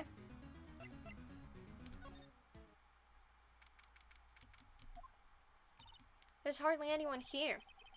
Everyone must be out and looking for the old guy, Yogi. Ah, it's you. Don't think Gumshoe will be coming back today. He's staying out late looking for someone. Sounds like Detective Gumshoe is pounding the pavement for real. We were wondering if we could check out the records room again. Well, now I can't have just anyone wandering around in there. But I guess Mr. Von Karma is in there now anyway. You can go in as long as he is there. Von Karma? Yes, he just arrived, actually. Von Karma's in the records room. Nick, let's hurry! You got it, honey. Let's go.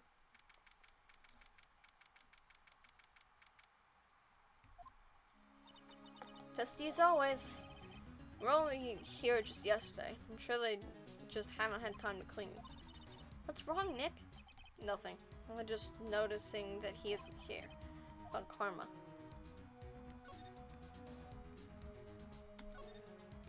Huh? One of the drawers here is open. Someone must have been looking in it recently. Label says unsolved cases, evidence. Unsolved cases? Nick, the file for DL-6 is completely empty. What? What are you doing in here? Eek! Mr. Von Karma! You. How do you know my name? Huh? Have we met? What are you saying? We see each other every day, don't we? We're Miles Edgeworth's defense team. Defense team? I beg your pardon. You see, I rarely remember defense attorneys. They're like bugs to me, needless things to be crushed. Can see how this guy was Edgeworth's mentor.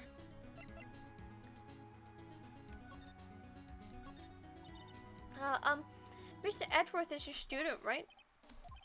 A romanticist who still can't shed that veneer of amateurism. Just like his father, always second-rate. Mr. Von Karma, you had an axe to grind with Mr. Gregory Edgeworth, didn't you? Me? A grudge against a mere defense attorney? Why? Because he dealt a blow to your otherwise perfect trial record?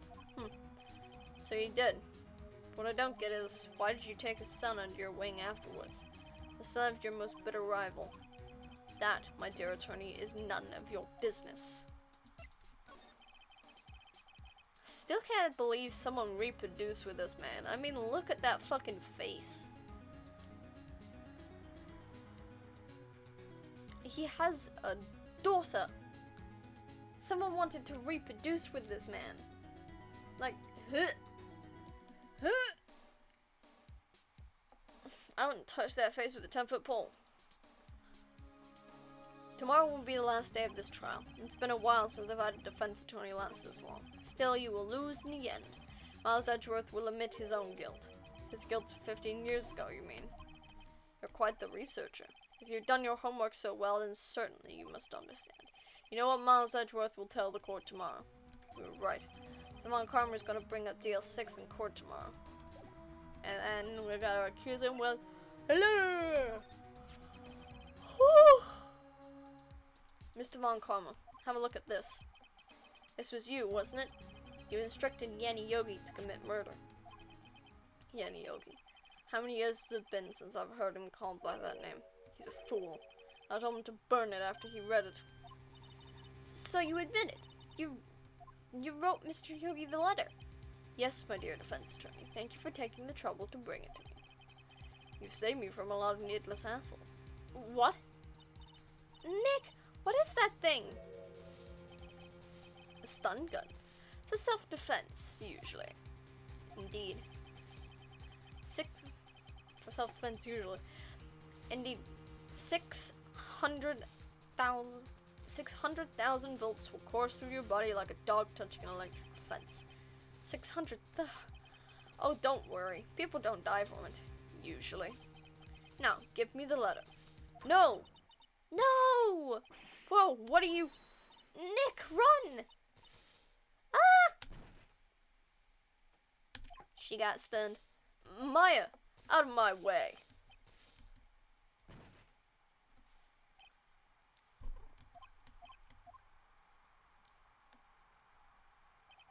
Ugh, he got us. The letter's gone, of course.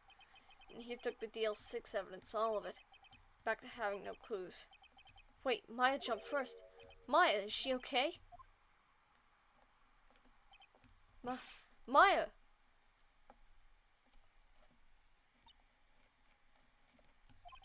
Maya, open your eyes.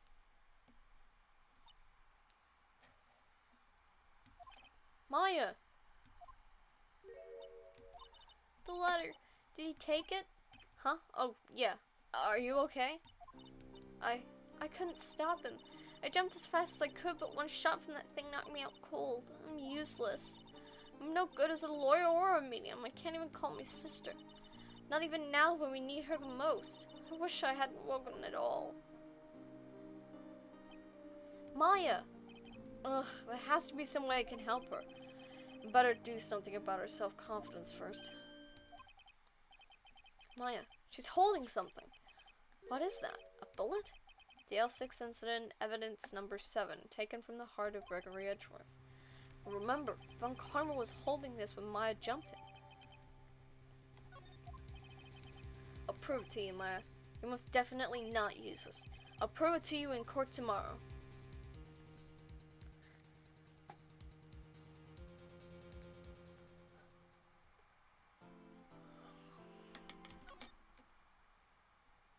Yeah, that's safe.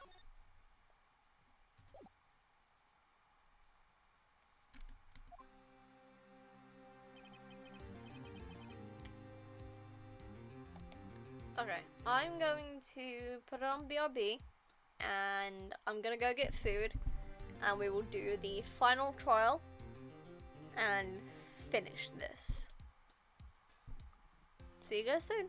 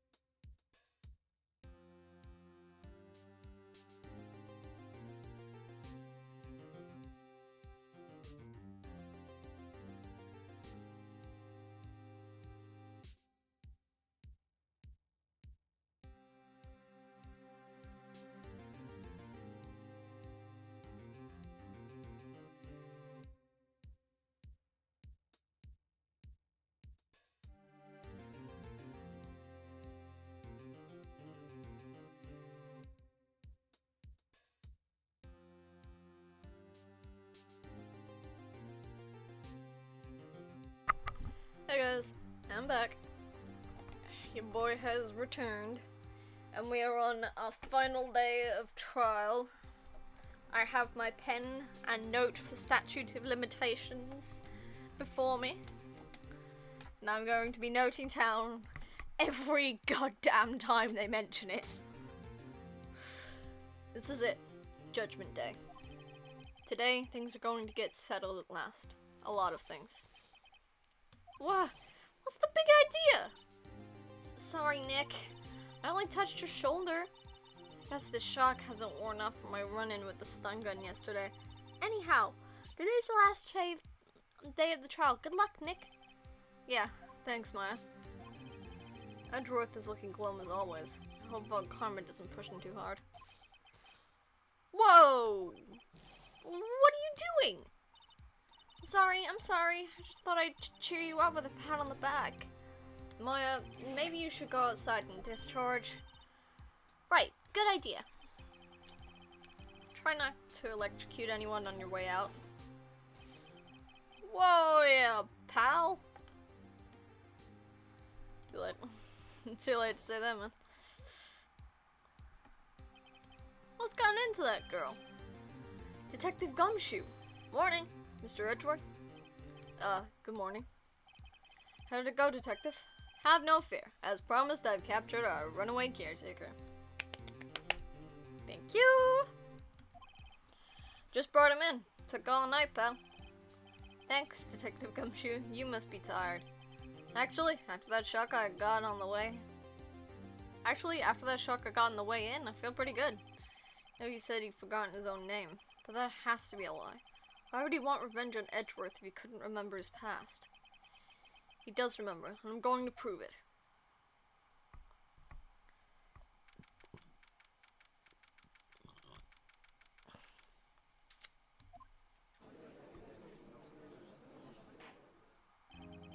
Court is now in session for the trial of Miles Edgeworth. The defense is ready, Your Honor. The prosecution is ready. Right. Very well. We have reached the final day of our proceedings in this trial. I ask that the prosecution submit decisive evidence. Understood. Come on, don't be awed into silence by every little thing he says. Very well.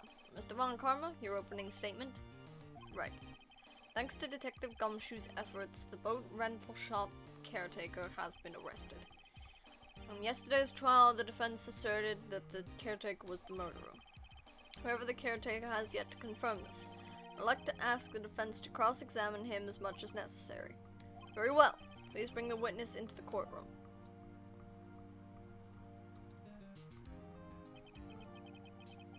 Ladies and gentlemen of the court, I believe you all remember our witness.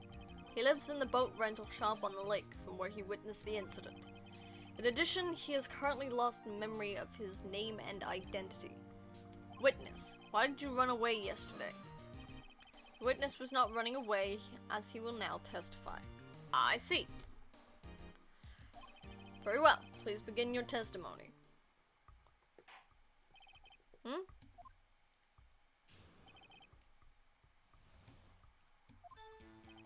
I'm really sorry about just leaving yesterday like I did, but I wasn't running away or nothing. I went to buy some food for Polly, you see. I figured I got nothing to do with this incident anyhow. I mean, I'd need one of those motive things, right? And I don't got one. So my testimony yesterday stands as is. Uh-huh. Sure, buddy. Very well. Let's begin the cross-examination, shall we? He has to know his name. Yenny Yogi. You're Yenny Yogi, and I'm going to prove it.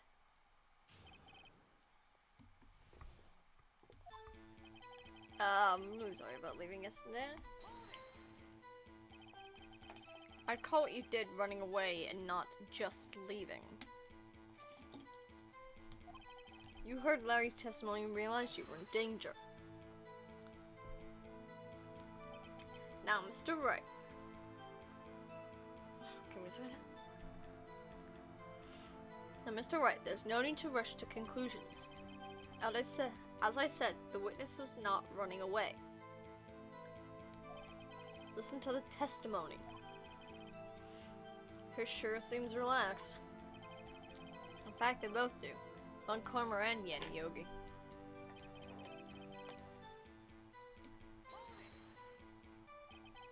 Then why did you leave? He's just about to say why. Is it so hard for you to just quietly listen when someone is talking? If I sat quietly, Edgeworth would be guilty in 3 minutes.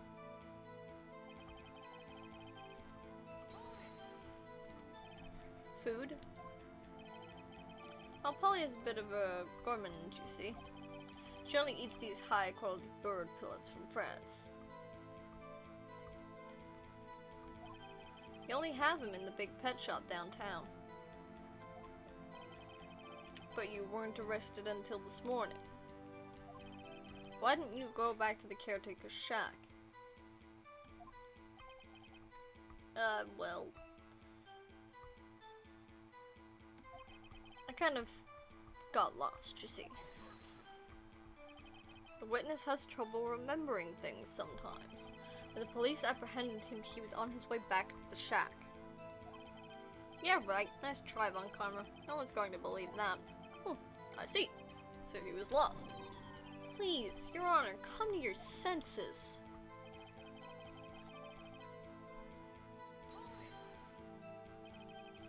You've lost much of your memory, is that correct? Yep, seems like it. And how could you know that you didn't have anything to do with this incident?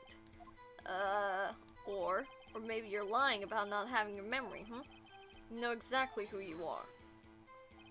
The witness has testified quite clearly he has no memory of who he is. If you claim he's lying, then show the court proof. I'm supposed to prove what's going on in the old Kruger's head. It's impossible. I'm glad you come to your senses, Mr. Wright. Very well, witness, please continue. How can you say you had no motive? I say you do. You had a grudge against Edgeworth and the victim, Robert Hammond. That's why you took revenge on them, right? Please don't make me repeat myself, Mr. Wright.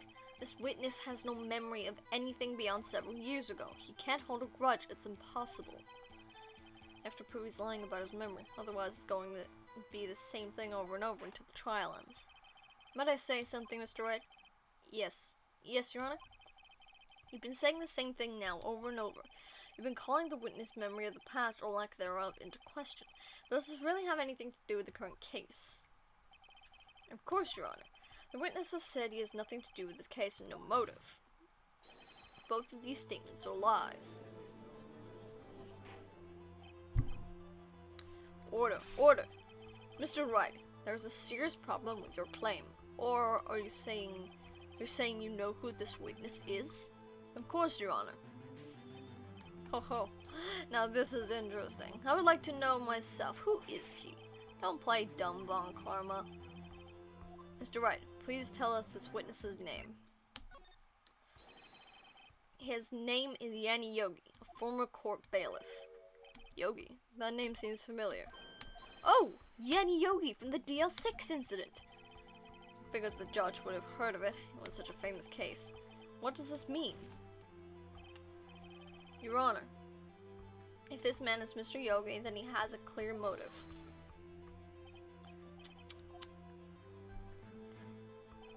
Jumping to conclusions again, Mr. Wright.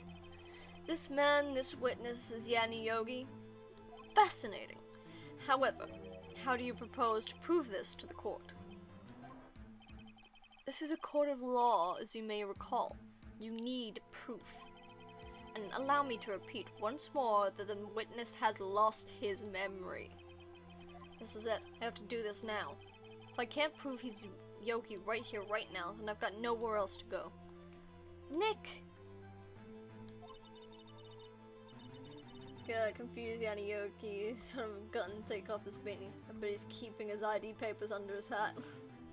Sorry, I had to leave. I'm back. You were gone long enough, suspended, that I managed to have, like, lunch and come back.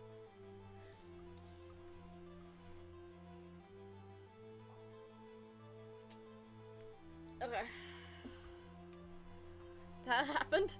Yeah, I went down, I put on BRB, I had lunch, and I came back.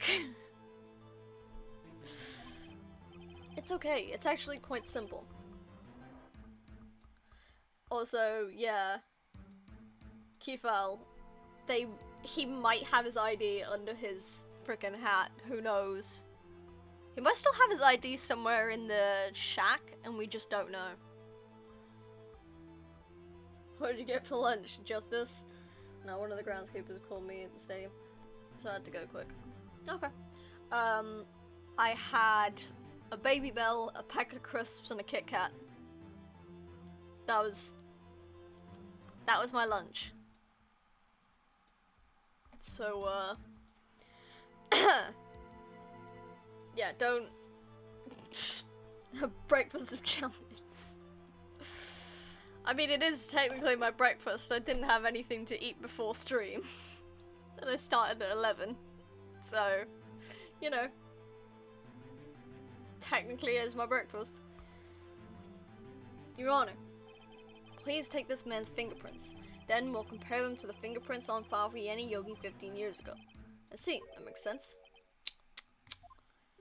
Huh? I'm so very, very sorry, Mr. Wright. Why? The witness has no fingerprints.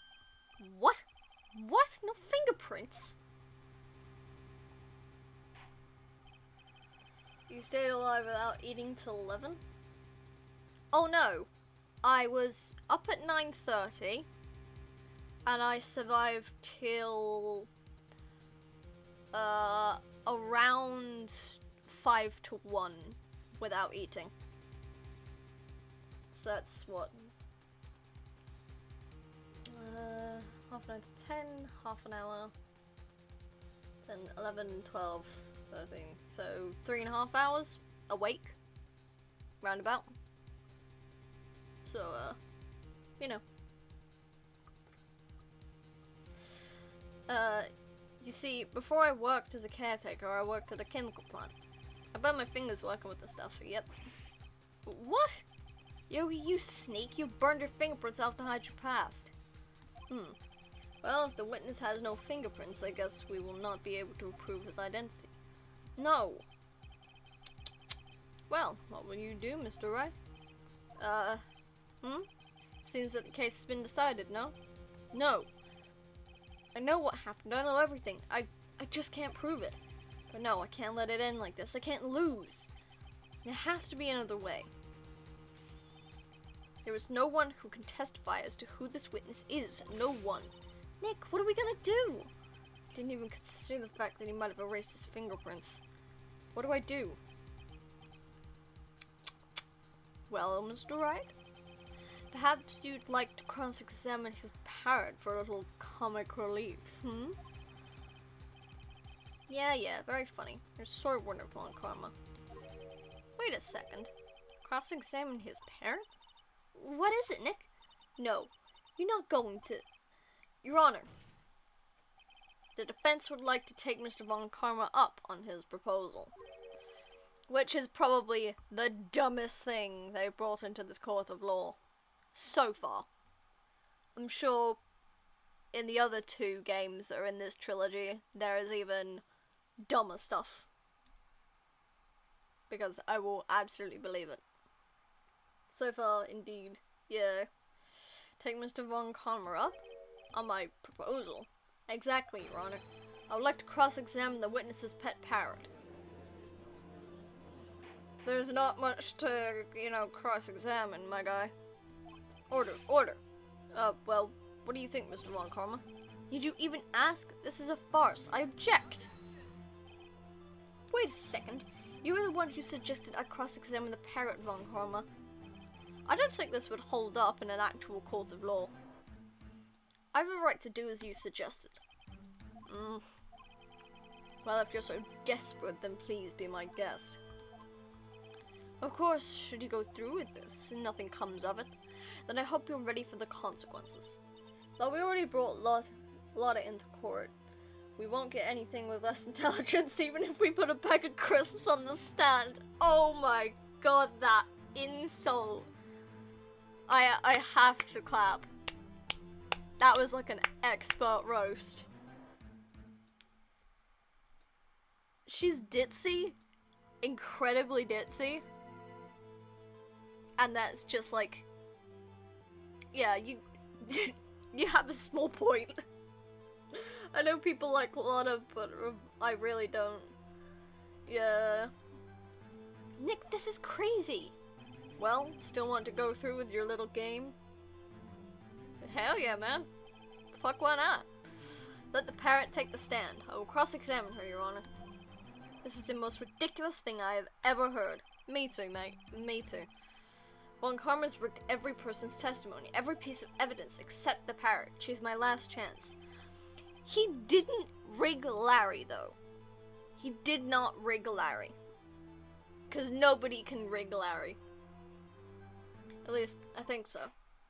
Yeah, you think. Bailiff. Ring in the parrot. Because, holy shit, this is actually something we're trying now. That's quite a bird. Please, tell us your name. Name. The witness is ignoring me. It must hurt to be ignored by a bird.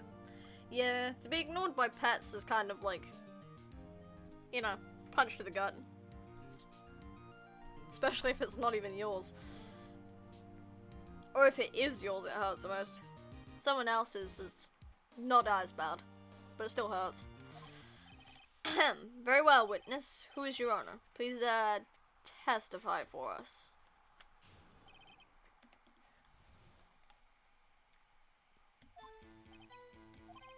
Hello, hello.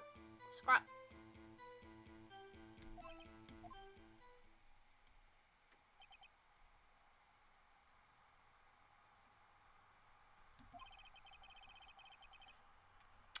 Certainly the most concise testimony we've had so far.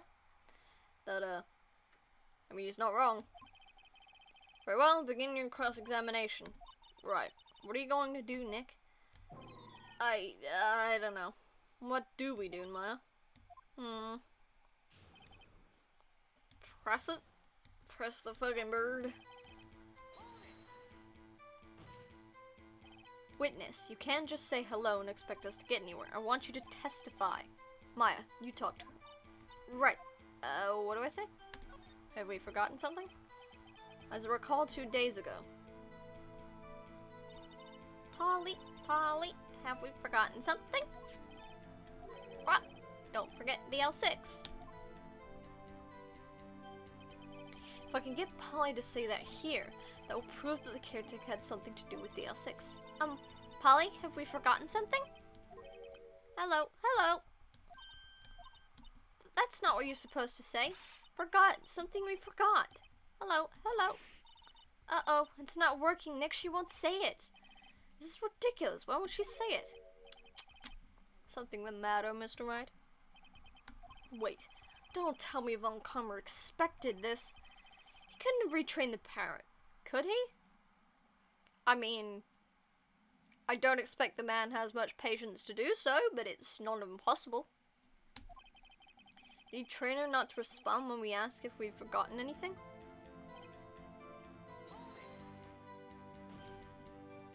Witness, you're here to speak. You must speak to me. Frankly, I can't believe that you're speaking to the parrot. Well, I guess we should try to get some information out of her.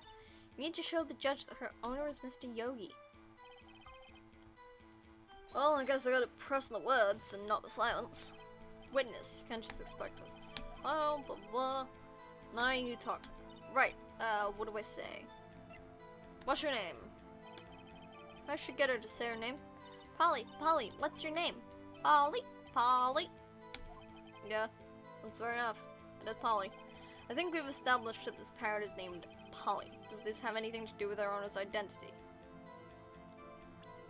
If I go to the DL-6 thing, because it says on Yanni Yogi's page at the bottom, after his arrest, fiancée Polly Jenkins committed suicide. So it does have some relevance. Yes, it does. Ha! Fascinating. Claim the parrot's name will prove her owner's identity. Then show us this proof. Nick, don't you think you're taking the bluffing a little too far? Listen, we're not here to answer the question of who is the caretaker. We're here to prove that he is Yanni Yogi. All I have to do is tie the name Polly to Yogi. Your Honor, the proof that the parrot's name reveals the caretaker's identity is the DL-6 file. There we go. The DL-6 case file? That's quite a large file you have there. Which page is the proof on then? Show us or stop wasting our time. Very well.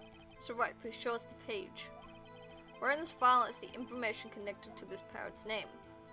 Suspect data. That one. It's on the suspect data page. This page has all the information about Yanni Yogi. Right after he was arrested, his fiancée committed suicide, see? Indeed, it does say that, yes. What was his fiancée's name? Polly Jenkins. Polly! Exactly, Your Honor. He wanted to remember the name of his fiancée who had committed suicide. That's why he named his parrot after her. I see. I guess that is possible. God, why is his objection so fucking deep? Like everyone else is objection! And Von Karma is like, objection. Why? Why you gotta be so low down and dirty bitch, huh? Bah, mere coincidence, it's all. My granddaughter has a dog she calls Phoenix. Well, Mr. Phoenix Wright, does that make you my granddaughter's fiancé? She's only 7 years old! Like, that is creepy. That is creepy. That is very much weirdo behavior. Alone, it is a little weak for evidence in a murder trial. We need some other corroborating evidence. How am I gonna find that? Nick, we're getting closer. One more. If we could just get one more piece of evidence. Right, but what? Very well, witness. You may continue. Squawk, squawk. Nah, won't react on that. Won't react on the silence. You talk. Right. What do I say? What's the safe number? Because if I remember correctly, it's 12/28, which is the date of the murder.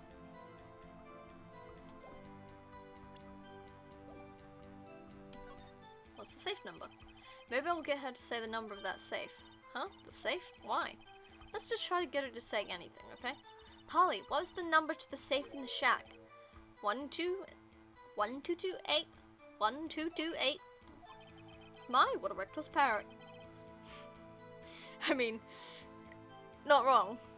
Well, Mr. Wright, you aren't claiming that this number has something to do with the caretaker. Actually, it does. Actually, it does. That's why I had her say it. Ha! Ridiculous. How can the number to a safe tell us who the caretaker is? Show us your proof. What could possibly link this number to the caretaker's true identity? Again, the DL-6 file. The DL-6 case file? What is this obsession you have with that case? Mr. Wright, where in this file is something relating to that safe number? The case summary. It's on the case summary page. The case summary? Specifically, the date in which the DL-6 incident occurred. The date of the incident, December 28th. Well, that's today's date, 15 years ago. And the number on that safe is 1228. Ah, he used the date of the DL-6 incident as the number for his safe, Your Honor. That's how important that date was to him. I see, it certainly is an interesting coincidence. People often do set their secret numbers to dates. Bah, it's not tangible proof. I set my ATM card's number to 0001 because I'm number 1. You just told everyone in that courtroom your card number. You absolute mungletard. Oh, hi, Sia. Glad you could join. Yeah, he's very dumb. Because why would you tell everyone in a courtroom your card number? This has nothing to do with the date. Nothing. That's enough. I think we've reached a conclusion here. This is a mere coincidence, that's all. True, that is a possibility. However, two coincidences at the same time seems more like a pattern to me. But what are you saying? Summon the caretaker at the boat shop. Immediately. Very tired. Yeah. I'm not exactly tired, but I know I'm gonna be later. Because I have to go to a barbecue with my dad's boss. That's gonna be tiring. Because I have to exist around people I don't know very well and don't really care about. But it's a barbecue and it's free food. You know, I'll take it. Witness, tell us your name. Wait, this witness, he doesn't remember. No, it's okay. Look at that posture change, man. Look at that change. I love that. You know how it's the same character, but you can tell that it's clearly a facade has been dropped. I do love that. Nick, he looks totally different. This is the real Yogi, I think. Finally.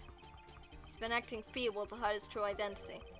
Acting for 15 years. Well, let me ask you again. Please state your name for the court. My name is Yanni Yogi. 15 years ago, I served as a bailiff in this very court. Order! Order! Yanni Yogi. So it was you who killed Robert Hammond and tried to frame Miles Edgeworth for his death? Yes, it was me. I did it. They put me on the witness stand 15 years ago. Robert Hammond said I was mentally unsound. He told me it would make me innocent. Get me off the hook. So, I pretended to have brain damage. I was innocent, really, but he didn't believe me. We won the trial, but I lost everything. Lost my job, my fiancé, my social standing. Then, this year, 15 years later, a package arrived. It was a letter and a pistol. The plan was written out in careful detail. It was a plan for me to get my revenge on the people who ruined my life. I didn't care who had sent it. I thought this was my chance after 15 years. This was it. Finally, a chance to have my revenge on Robert Hammond and Miles Edgeworth. I have no regrets. Regrets. Did I just ooh-woo that? It's regrets. I'm telling you, ADHD brain makes you speak in ooh-woo at random points. I regret my decisions. Regrets. Ooh-woo. Regrets. I have many regrets in this world. Wait a moment. Revenge against Miles Edgeworth? What do you mean? You clip that. I'm not at liberty to speak on that matter. Why don't you ask Mr. Edgeworth yourself? Anyway, I admit it. I was the one who killed Robert Hammond.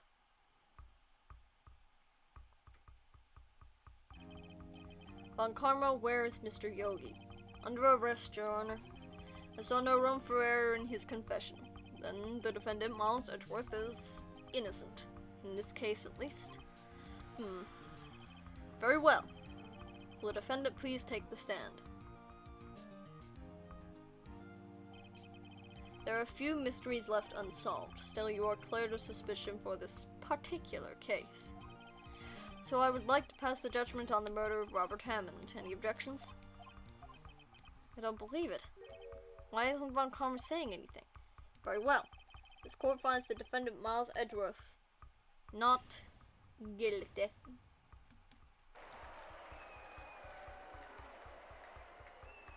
Love Disc is cute. That's a cute Pokemon. I'd like to have, like, if they were real in this world, I'd like to have, like, a small tank of them or something. Or, like, a pond, maybe.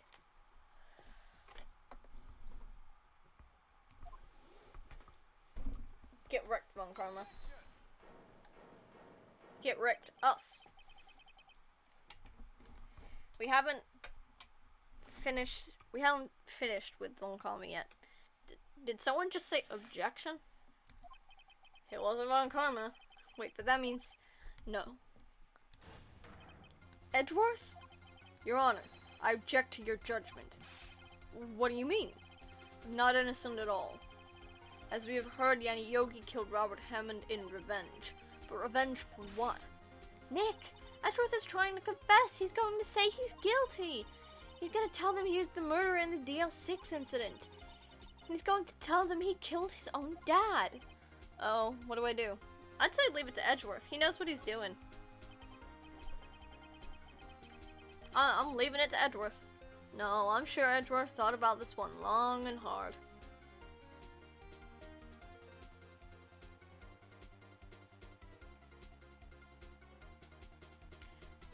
Okay. You fucking imbecile. Chill, my guy. Chill. This isn't my place to interfere. Nick, are you sure? There's nothing we can do about this. This is his problem now. 15 years. I have had a reoccurring dream. A nightmare. It's only a nightmare, that's what I told myself. But now I know it wasn't a dream. Yanni Yogi wasn't the killer. You mean in the incident where your father died?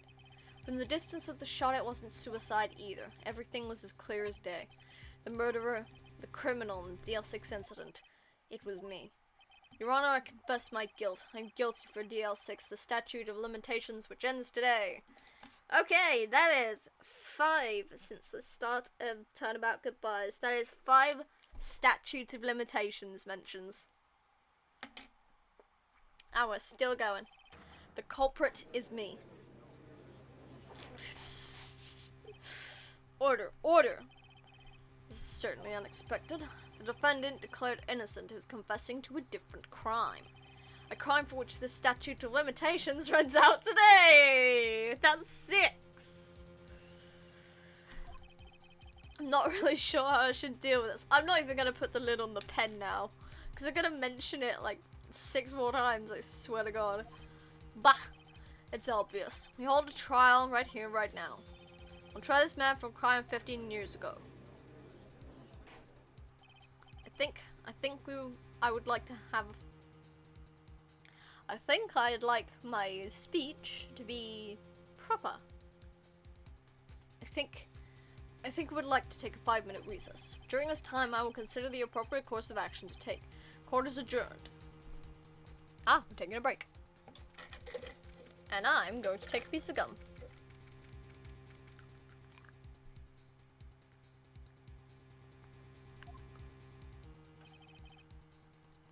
Sorry, Bright. I just wasted all of your effort. Mr. Edgeworth, I just don't believe it, sir. Made you kill your dad? God, my jaw is clicking. I didn't want to believe it myself, detective, but it's the truth. I deserve to be punished. Murder is murder, no matter the circumstances. Actually, meh. Wouldn't it be manslaughter? Or something like that?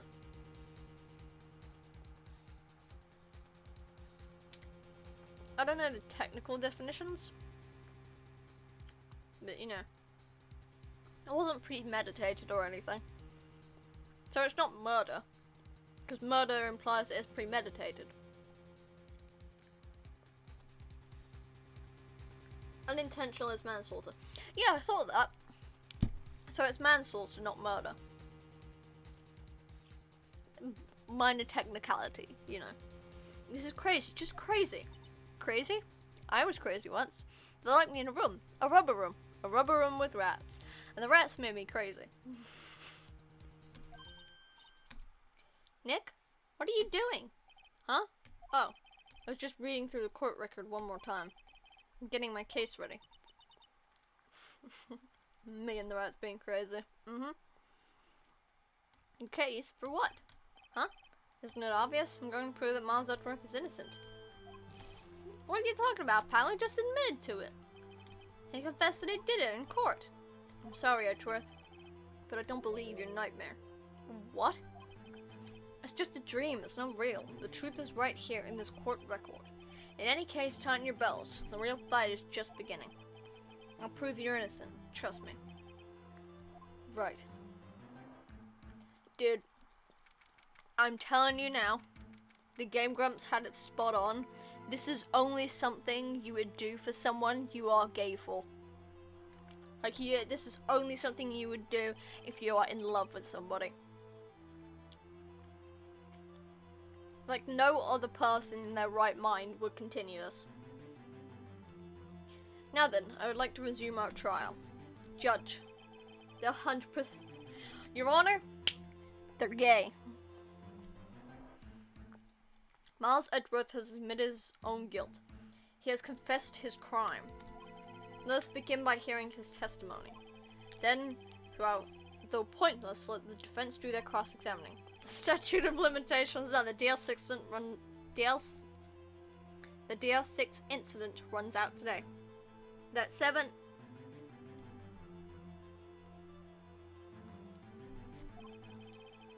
Though it's unconventional for me, I'd like to run this one by the book. I see. Does the defense have any objections? No, Your Honor. Von Karma, you knew this was going to happen from the very beginning, didn't you? Of course he did, man. Who's there? Very well. Will Miles Edgeworth take the stand? But the witness state his name and profession. Gonna lurk, I need a nap. Chill. We're like halfway through this, so should be done in like half hour, maybe an hour. Oh, good. If I want to take a nap and just leave the stream on in the background, I don't mind. Miles Edgeworth, I am a prosecuting attorney. Mr. Edgeworth, 15 years ago you mistakenly killed your father, Gregory Edgeworth. Is this correct? It is correct. Then testify about this matter to the court. When Edgeworth was telling me about his dream yesterday, I noticed something. One detail didn't quite fit. That will be the key, but only if I can get it to work. Please, please.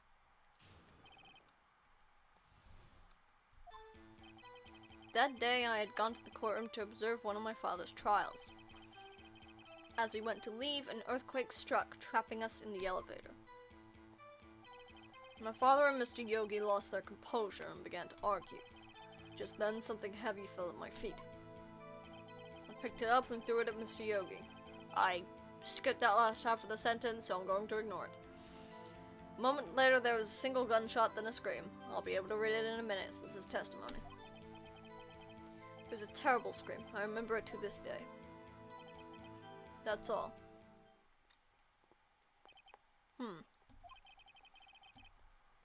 And until now, you thought this memory was a dream? I was stuck in the elevator for 5 hours. The oxygen in the elevator ran out and I lost my memory of the events. Bah! The same claim Mr. Yogi has made. Very well. Mr. Wright, your cross-examination, please. Yes, Your Honor. I'ma wreck this bitch. Let's do this shit.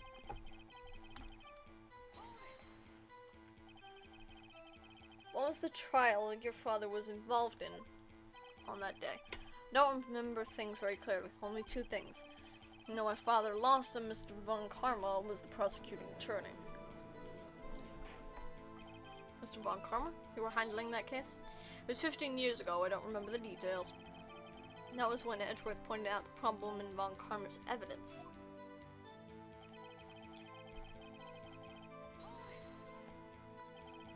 So, there were 3 people, including yourself, trapped in the elevator.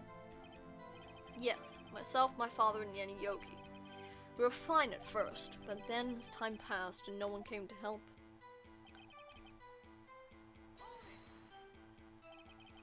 What did you do then? I was a 9-year-old boy at the time. What could I do? I was scared, trembling in the corner. But then... What was it? A pistol. I assume it was the bailiff, Yenny Yogi's. The safety must have come off when it fell from his holster. You picked it up. What happened next? I wanted to stop the fighting. That was the second half. Alright. Did you know it was a pistol when you threw it? I think I knew. I knew it was dangerous, but the air was getting so thick I panicked. So you're saying that you threw the pistol at Mr. Yogi? I was in a daze. The gun fired once? Yes. I think after I threw it, I lost consciousness. Since then, they've echoed in my mind every day. The gunshot and that horrible scream.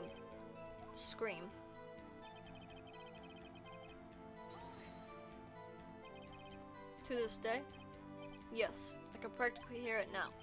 I doubt I will ever forget that scream as long as I live. There it is. One part of that testimony clearly contradicts the evidence. I don't know what it means. I better find out quick. I'm sorry. Checking the wiki, cause like, I'm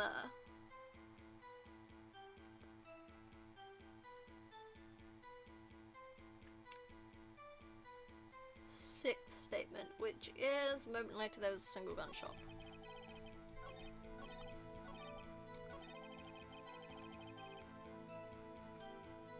Present the DL-6 case file to Edgeworth on the 6th statement.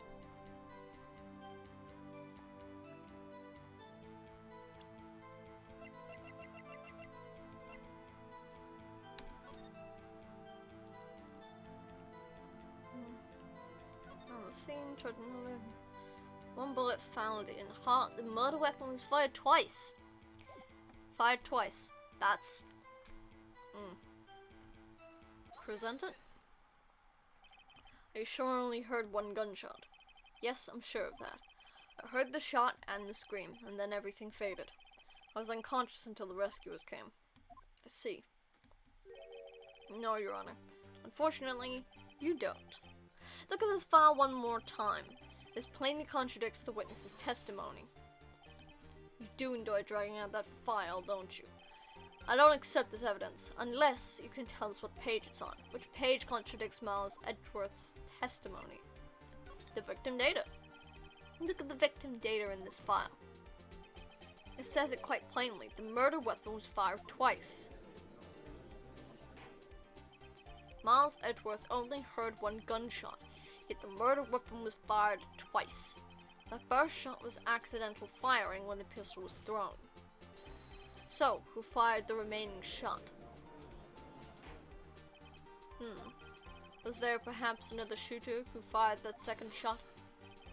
Your Honor, as I'm sure you're aware, this incident occurred 15 years ago. The evidence is dated. The pistol did fire twice, however we do not know when the second shot was fired. It might have been fired the day before the incident. There is no proof that the second shot had anything to do with this incident. What? I see. You do have a point, Mr. Wright. The murder weapon was fired twice, as we have heard. One of those shots was fired by the defendant, a boy at the time. Do you have any proof that the other shot fired had something to do with the case?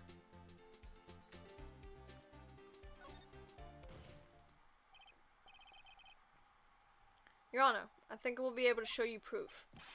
What? Impossible! Now, Mr. Montgomery, save your surprise for after you've seen the evidence. Very well, Mr. Wright, show us your proof. Do you have evidence that the second firing of the pistol is related to this incident? No, it says the DL-6 incident. Photo. Look at this photograph. This is a photograph of the scene of the crime 15 years ago. I can see that the victim lying there is Gregory Edgeworth. This proves the murder weapon was fired twice at the time of the incident. This photo proves it. So let me get this straight. The photo proves 2 shots were fired? Where? Your Honor, please get a clue. Show the judge in the contradiction in the photo. It's in here.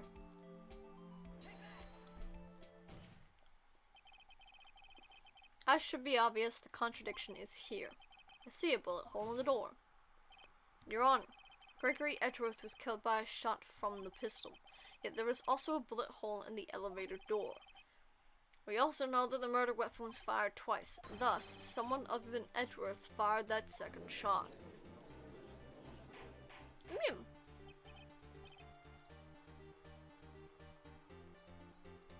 Order. Order. Mr. Wright, what are you driving at? It's simple, Your Honor. At the time of the incident, 2 shots were fired. One went into Gregory Edgeworth's heart, the other hit the elevator door. Remember that the defendant lost consciousness after the shot he fired rang out. In conclusion, we must agree that the second shot was fired by someone else. Mr. Wright, but who could that someone else be? The murderer, of course. I knew I should have stepped in before your wild fantasies got out of hand. Mr. Wright, look once more at the DL-6 incident case file. Look closely. Try the case summary page. Case summary. It's on page 1. What did you want me to see? No clues found on the scene. Is that the part you're gonna bring up? Look what is written there. Not a single clue was found on the scene. If the pistol had indeed been fired 2 times, then the other bullet would have been discovered on the scene. He does have a point. That second bullet has never been found. Why? Because the second bullet does not exist. The bullet that claimed Gregory Edgeworth's life was the one fired by his own son. That is the truth of this matter. The whole truth.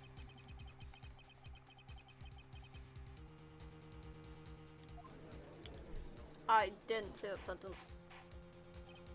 I was checking chat. Order. I will have order. Mr. Wright has proven one thing to us quite clearly. That the murder weapon was fired twice at the time of the incident.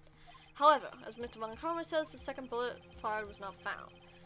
It is highly unlikely that the police merely overlooked the second bullet.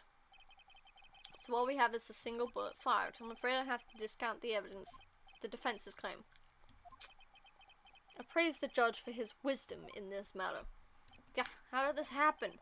I don't believe the second bullet didn't exist. Was I wrong? Have I been wrong about this whole incident? What are you doing, Nick? Why aren't you raising an objection? I'm sorry, Maya. What? It looks like I was wrong. Nick? If the second bullet wasn't there, then all my conjectures are for nothing. No, but you said you'd do it, Nick. You said you'd get Edgeworth declared innocent. I'm sorry, it's just when I saw the photograph, I thought that 2 shots had been fired. I was so certain of it, I thought I'd won. I thought there was another person, someone else who fired the killing shot. But now, I was wrong to think it could be that simple. This case has stood unsolved for 15 years. Nick! Well, it seems we have finally cleared up this incident. Only 1 bullet was found at the scene of the crime. That shot was fired by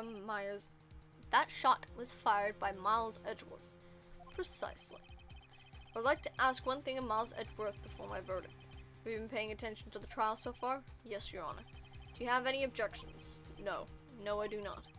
So you killed your father, though that was not your intention? Yes, I did.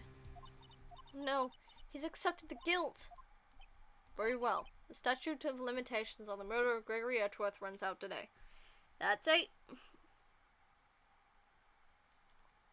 you think we're gonna hit 10 by the end of this? Therefore, I must pronounce a verdict on the defendant today, right here. Right now. Indeed. Does anyone have any objections? I've been here before. It's just like my first day in court. There's so many things I know I should be saying, but my mind's gone blank and I can't find the words. Mr. Wright?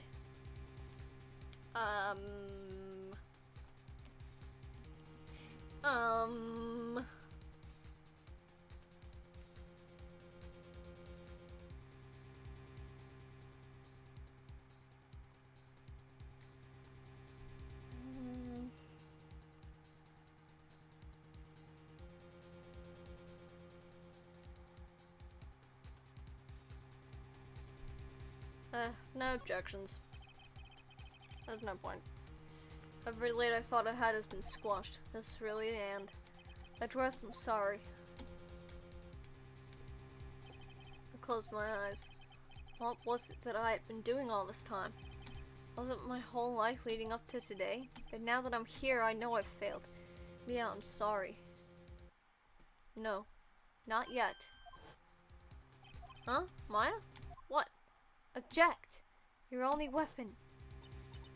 Are you okay, Nick? What's happening to me? I have to think. Wait, don't think. Act. Your Honor. I object.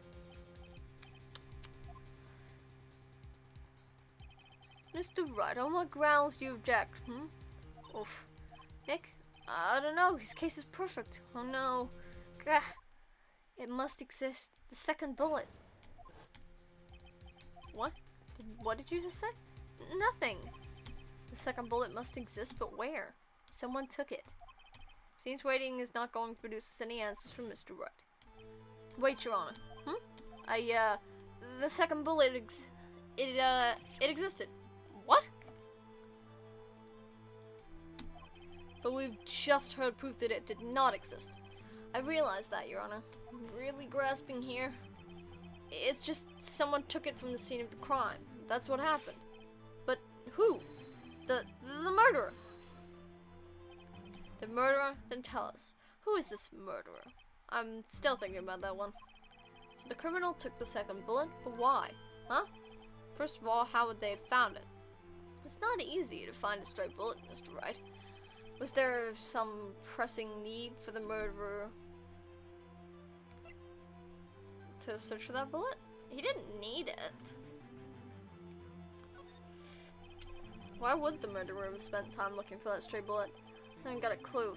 What's wrong, Mr. Wright? Bah! The murderer had no reason to take that bullet. You do not want to admit it, but it's true. Ugh, had to take it. Had to take it? The murderer? What does that mean? You're thinking too normal. Think crazy. Don't think why the bullet was taken. Think why the bullet had to be taken. Mr. Wright? Yes, Your Honor. I have no idea what I'm doing. Well, the murderer had no intention of taking the bullet from the scene, but, the murderer had to take that bullet.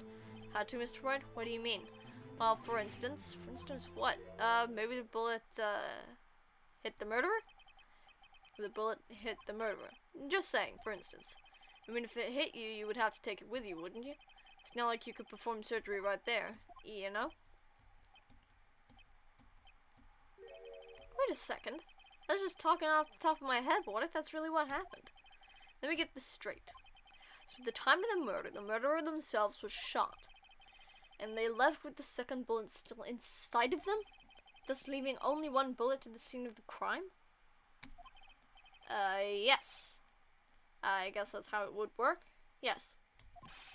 There's a problem with that. The other two people rescued from that elevator, Miles Edgeworth and Yanni Yogi, were both unharmed. So that would mean the murderer came from outside. Yes.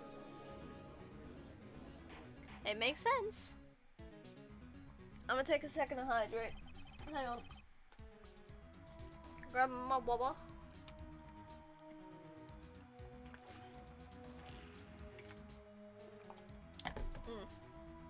Go big drink. The two men fight inside the elevator.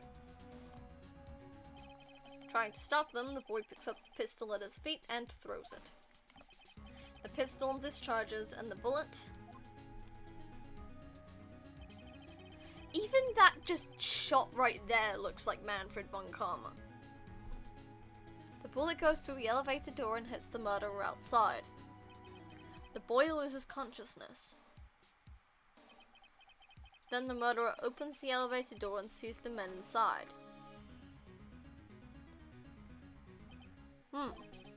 Mr. Wright, you are truly the most unpredictable defense attorney I've ever known, and I can tell you're grasping, yet I cannot deny the possibility of what you say. What are you saying? Deny it! Deny it! No one involved in the incident was wounded. There was no murderer. No one was wounded at the time of the incident. He's right. I can't think of anyone. Hey, Nick. Huh? I just thought of something really crazy. Crazy? I was crazy once. They locked me in a rubber room with rats, and the rats made me crazy. Remember what Mr. Grossberg said yesterday? Gregory Edgeworth dealt a blow to his perfect trial record. Wow. It must have been quite a shock for Von Karma. He took a vacation for several months after that, you see. Yes, an unusual event for the man. That was the first and the last vacation he'd taken in his many years of prosecuting. Yawn, man. What if Von Karma didn't take that vacation because of shock, but took it because he was injured? Which would mean it could only mean one thing. He was the murderer in the DL-6 incident. He was the man who shot Gregory Edgeworth. It was Von Karma. Oh, man. Something wrong, Mr. Wright? You seem dazed. No, Your Honor. Well, you have indicated the possibility that the murderer came from outside. Can you give us the name of your suspect? Uh-oh, should I come out and say it now?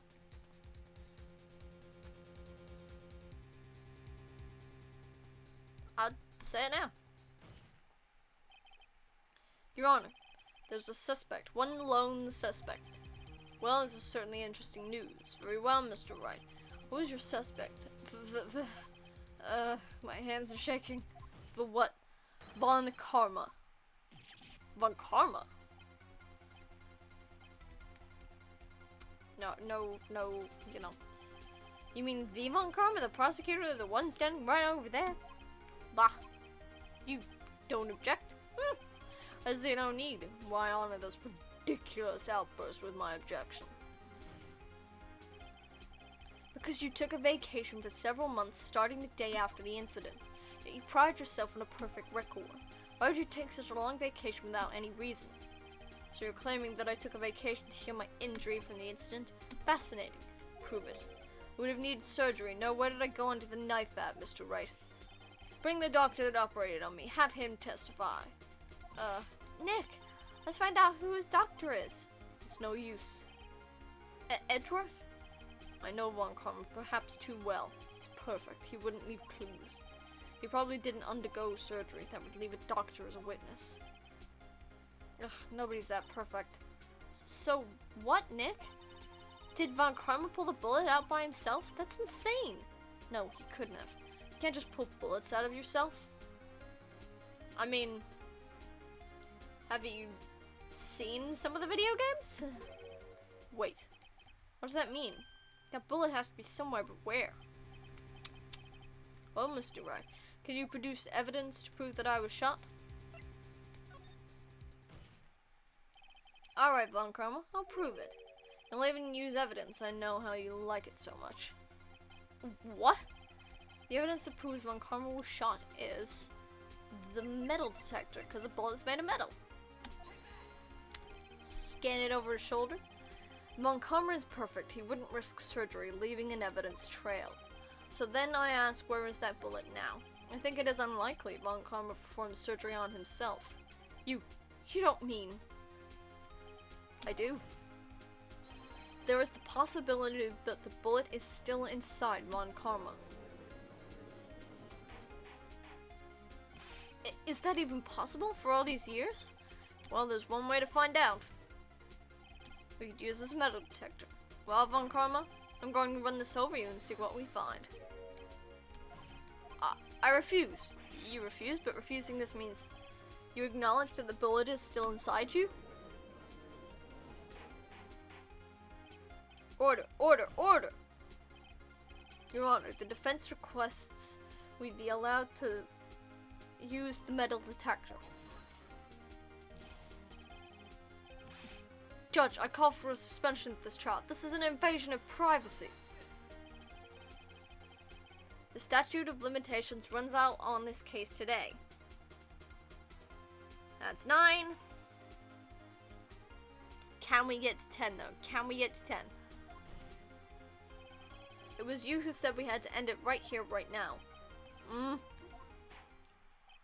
Enough. I permit the use of the metal detector. Mr. Von Karma, you will submit yourself to testing. Nick, what does this mean? I don't know, but we have to give it a shot.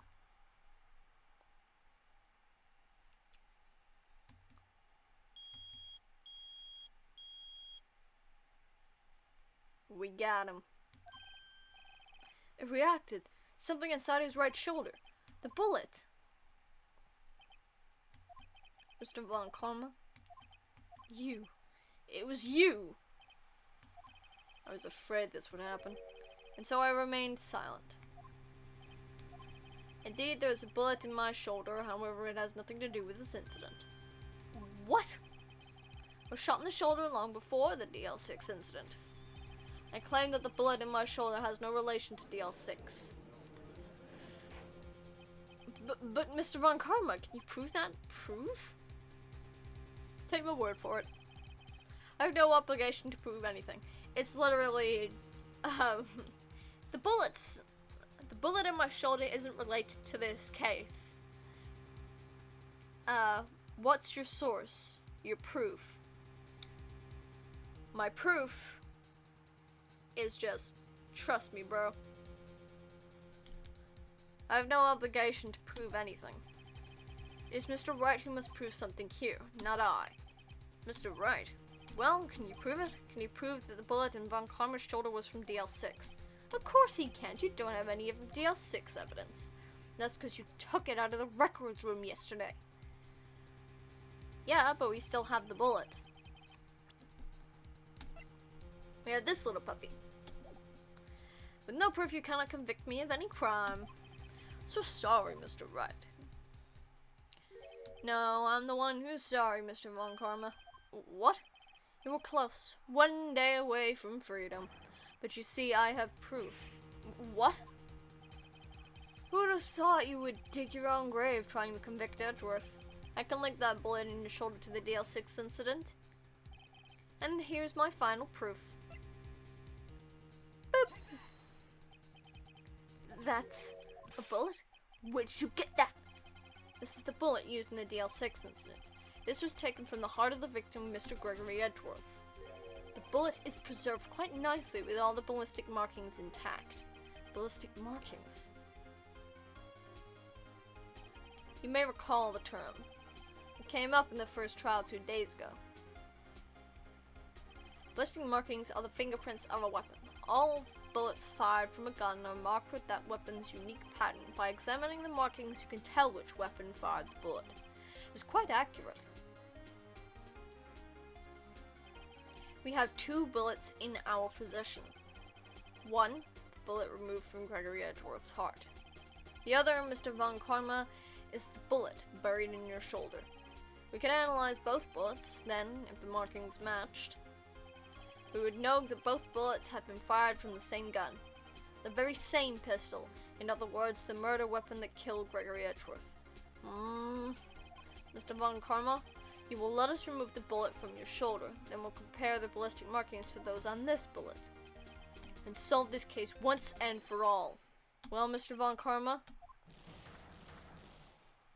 I'm not replicating that.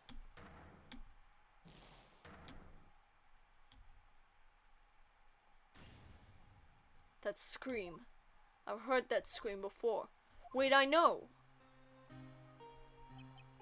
Help! I can't breathe. Quiet, I said quiet. You're not making this any easier. Stop breathing my air. I'll stop you. Stop breathing my air. Get away. Get away from my father.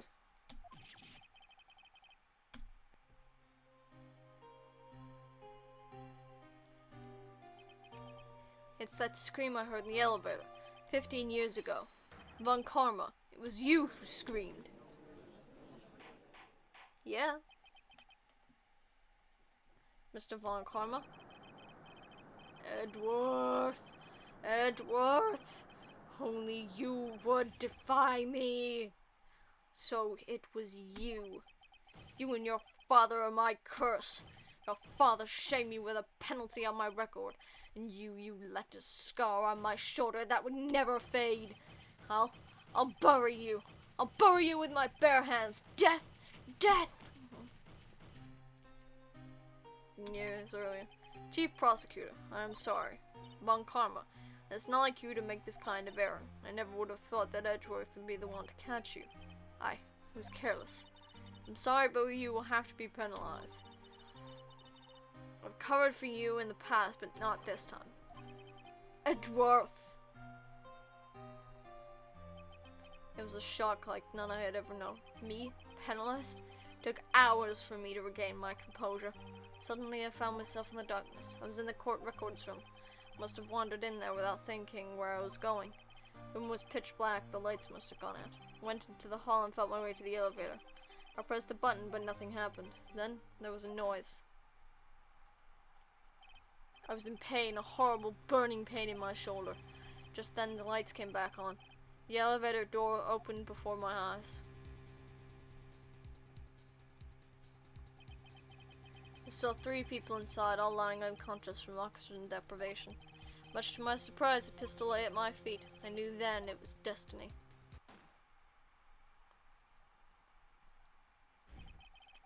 In his last moments, Gregory Edgeworth was still unconscious. He died never knowing who had shot him. Later he spoke to a medium blaming Mr. Yogi. He was fooled. It was the perfect crime.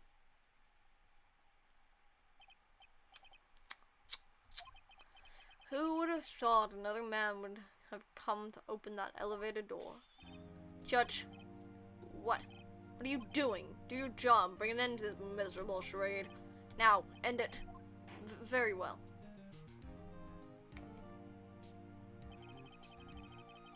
It appears that we have come a very long way to the end of this maze. 15 years later, Mr. Miles Edgeworth. Yes, Your Honor. You were innocent. You are innocent. As you said, it was all a nightmare. Yes, Your Honor. This court finds the defendant, Mr. Miles Edgeworth, not guilty. Yay! Ah, we only got to 9 statute of limitations. That is all. This court is adjourned. We only got 9. We didn't get that solid 10. Oh. That was an ordeal, man. Nick, we did it! Did you see his face? Von Karma looked even paler than usual. He's pretending to be all cool, but inside you crushed him, Nick. Crushed. I gotta say, I'm impressed. Huh. That's pretty close, though. I was sure we had it. I know, I was on the verge of tears the whole time myself. But now, it's all just a good memory. So, it's finally over, Edgeworth. Right. Yeah? I'm not sure how to say this. I know. Try, thank you. Those are rookie numbers. Disappointing. Yeah, it is kind of disappointing. I was hoping to have, like, at least one more to make it to a solid 10. But, like... ouch.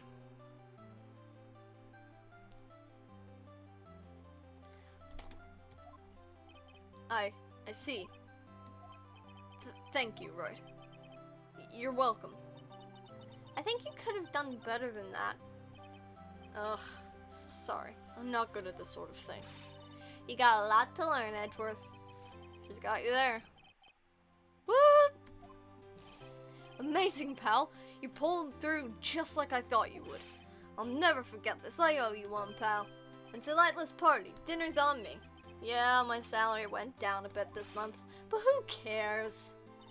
See, Miss Edgeworth, you should take a lesson from Detective Gumshoe. That's how you say thank you. I see. Whoop! I feel foolish. Yeah, don't worry, I feel foolish having to say it. Don't worry, take it a little at a time. You'll get used to it.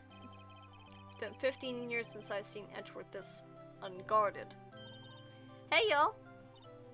Lotta! Y'all were great in there. Thank you. Yo, Edgeworth, congrats! Thank y'all very much. I knew you were innocent from the start, of course. Just look at you. You wouldn't stick your hand in the cookie jar even if no one was there. You were the witness on the first day of the trial, weren't you?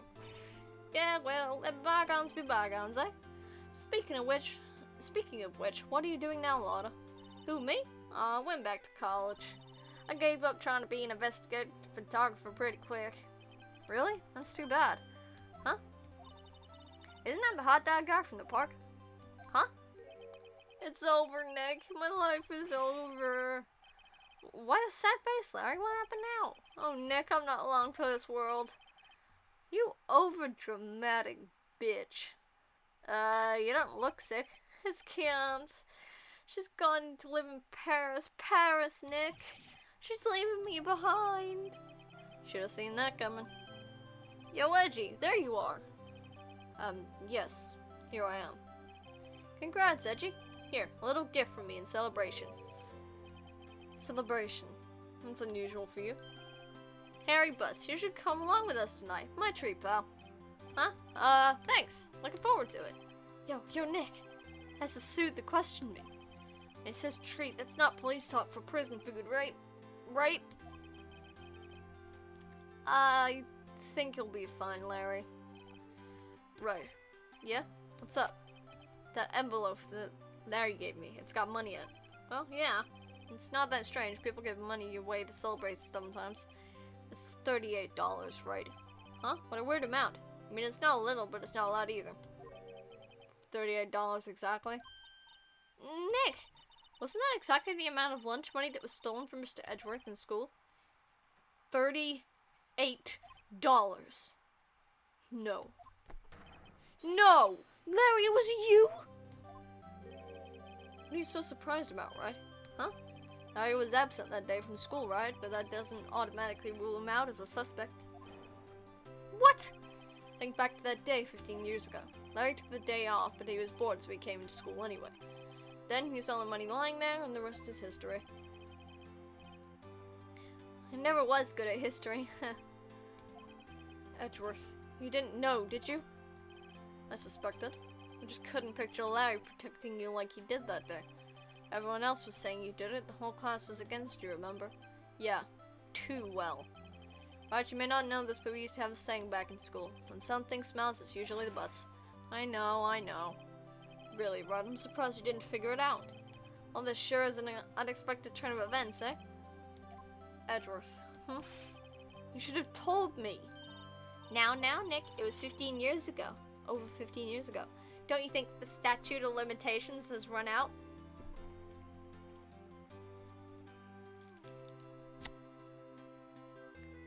I will accept that. I will accept that as a statute of limitations, just to round it up to 10. Fuck it. It counts. It counts and I'm rounding it up to 10. It so counts, man. I'd say so, yes.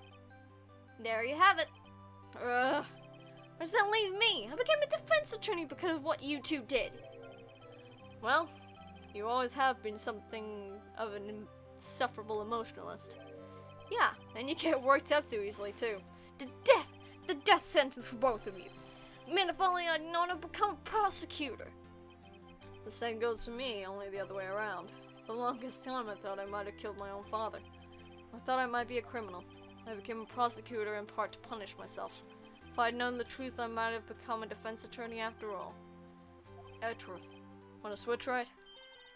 Hey y'all, line up, I'll take a photo. Hey, photo time, let's go! And after that, dinner on me. And one of my favorite pictures in the entire game, Detective Gumshoe took us out on the town that night. We celebrated Edgeworth's newfound freedom, even though Edgeworth himself was still in detention.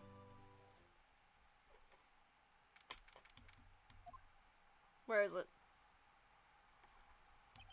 Wow, I went a little overboard yesterday. My head hurts. Huh? Still only 5. Maybe I should go back to sleep. What's this? A letter? Good morning, Nick. You were really impressive yesterday. Seeing you, it made me think about what I'm doing here. I'm a spirit medium, in training of course. I wanted to help Mr. Edgeworth too. I wanted to help you, but I couldn't. I was useless, so I've decided to go back to my training. I'll become a fully fledged spirit medium for starters. I couldn't say it to your face, so I left this letter. Goodbye, Nick.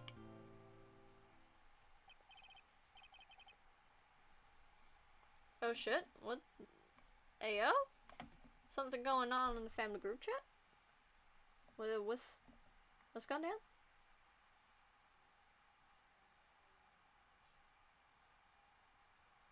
No. It's just my sister asking to be picked up. Whatever. Goodbye? What time is it? Yeah, the first trains from the mountains have already left. To the station. You're just hoping she's there?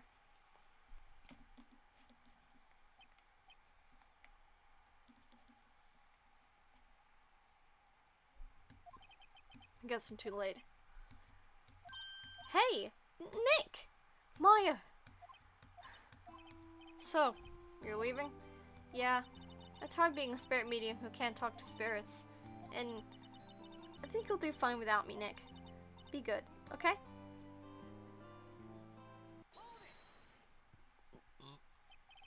Wait! What? I never could have saved Edgeworth without your help. Huh? On the last day of the trial, I heard her. I heard Mia's voice. You heard my sister? Yes, only her voice, but still. It was at the very end when I thought we'd lost everything. Well, that's my sister for you. Detective Gumshoe helped him, Mr. Grossberg, and even Larry. I'm the only one who couldn't help. I was useless, Nick. But you were the one who stopped Von Karma, Maya. Huh? I didn't do anything. All I did was wander around in a daze. Sorry, but I have evidence that you helped. Evidence? Show Maya some evidence to cheer her up. Well, she's the one that got the bullet. A bullet? Von Karma was convinced he had taken all of the evidence pertaining to DL-6. But you were the one that rescued the last piece of evidence we needed. This was the bullet that put an end to Von Karma. And you were the one who gave it to me. Nick. Thanks, Maya. I couldn't have done it without you. I'll be back soon. Huh? I'm going to complete my training and come back. Okay. I'll be waiting. Of course you will. You can't run that office by yourself. You're hopeless. I don't know about that. So, this is it. See you soon, Maya.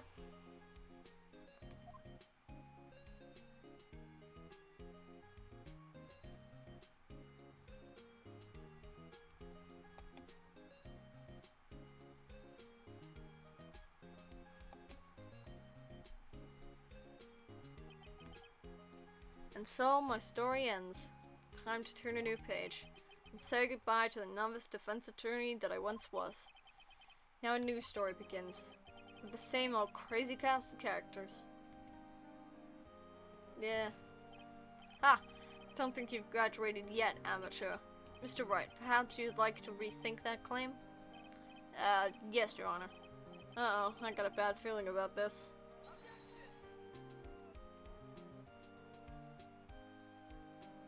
I do love this game.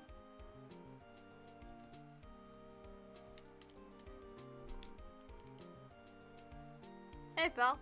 Mr. Edgeworth came down to the precinct to wish me a happy new year. Talk about a pleasant surprise. Woo! Detective Gumshoe! Then he hung his head low and went right back outside. Kind of like he was embarrassed or something. I could expect him to be embarrassed. Strange, huh? Strange. Edgeworth is very serious. Doing something that goofy is probably shameful to him. Huh? Nick? Nah, I haven't seen him lately. Who, me? I've been working at a cheese shop.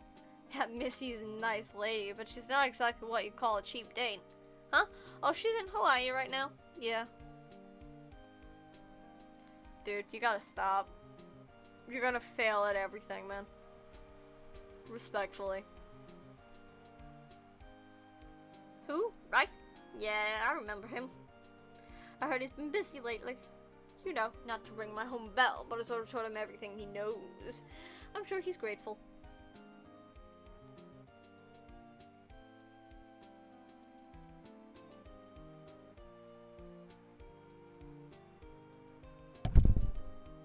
Keep hitting the pop mic. Pop filter. Phoenix Wright, Ah, the defense attorney for whom I wrote the affidavit for, yes. Oh, you should know I've taken over management of the Gatewater Hotel recently. Should you be in the area and stop by? I'll think about it. Ahem. Oh, it's you. Phoenix Wright? Yes, Mia's understudy, was he not? I wonder how he's doing. Haven't seen him as of late. The days of my youth. like the scent of fresh lemon, you see. Always the scent of fresh lemon.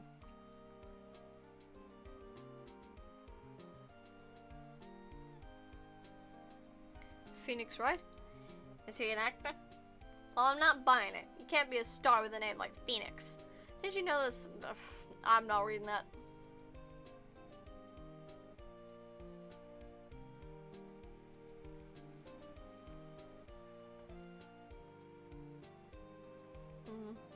I do love this game.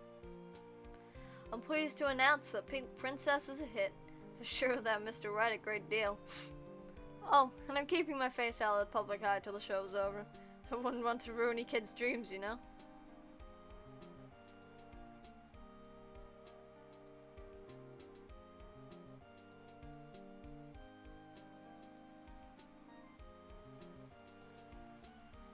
Oh, I got a letter from Maya the other day. It sounds like she caught a cold standing under a waterfall. I wanted to visit but didn't have time, so I sent her some Pink Princess trading cards. So she says she can't buy them where she is. What kind of place is she living at, anyway? In the mountains? In a secluded village? Ring any bells? Right?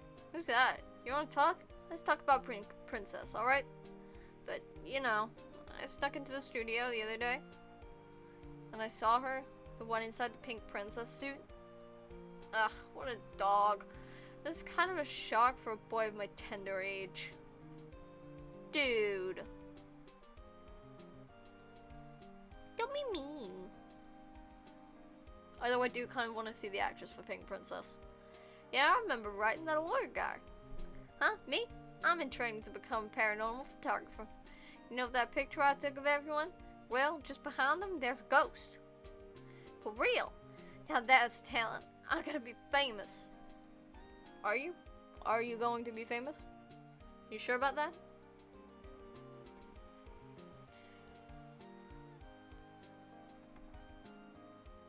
My favorite photo in the whole goddamn game.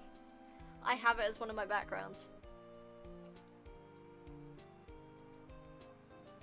Also, she's in front, not behind.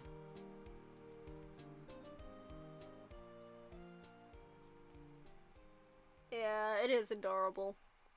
I do love it. I have a couple screenshots from this game. I have more screenshots from this game as backgrounds than I do of, like, actual alternate backgrounds.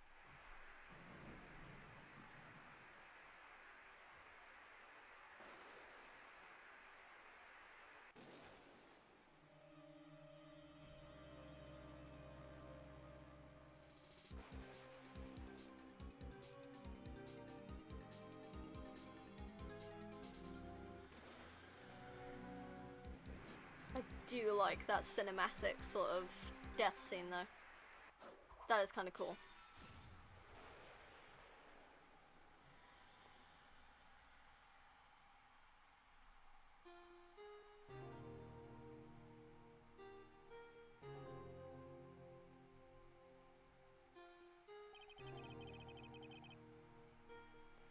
Yeah, no. It'll restart when we come back to it, but I'm gonna leave it there for the time being. Cause, oh boy.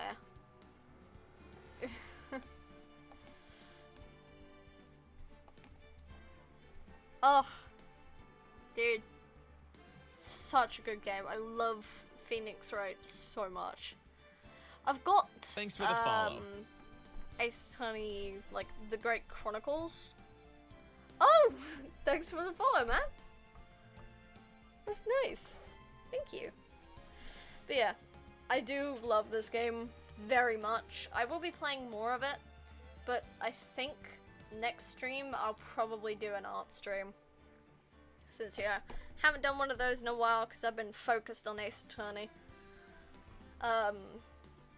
I still have like a piece of art that's like half finished that I've been intending to finish on stream, so, you know. We'll get around to that. I'll do that first, and then I'm back to college after that. So, you know. And then got that to worry about. Which sucks but you know. It's inevitable. But yeah, that was really fun. I really liked being able to, finish that off. Because I had the feeling that I'd be able to finish it today. And, yeah, I did. Very happy about that. Oh, love the game so damn much.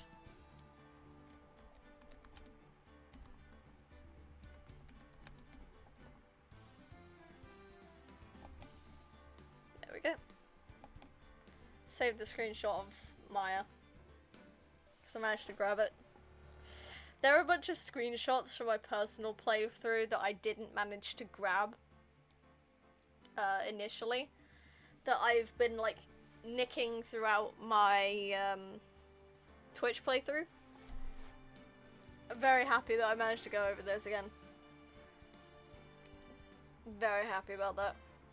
But yeah, we have Rise from the Ashes, which, judging by the length of it, may take around 3 streams to complete. So I'm gonna leave that for a bit. But yeah, once we hit Rise from the Ashes, that will be the end of the first Ace Attorney game, or the first one within the trilogy. And then we can start a new game on the next one. Speaking of the next game, I do need to get along with my own personal one, but I've been, like, distracted recently. I've had a lot of stuff going on in my life recently. I have had all sorts of shit go on.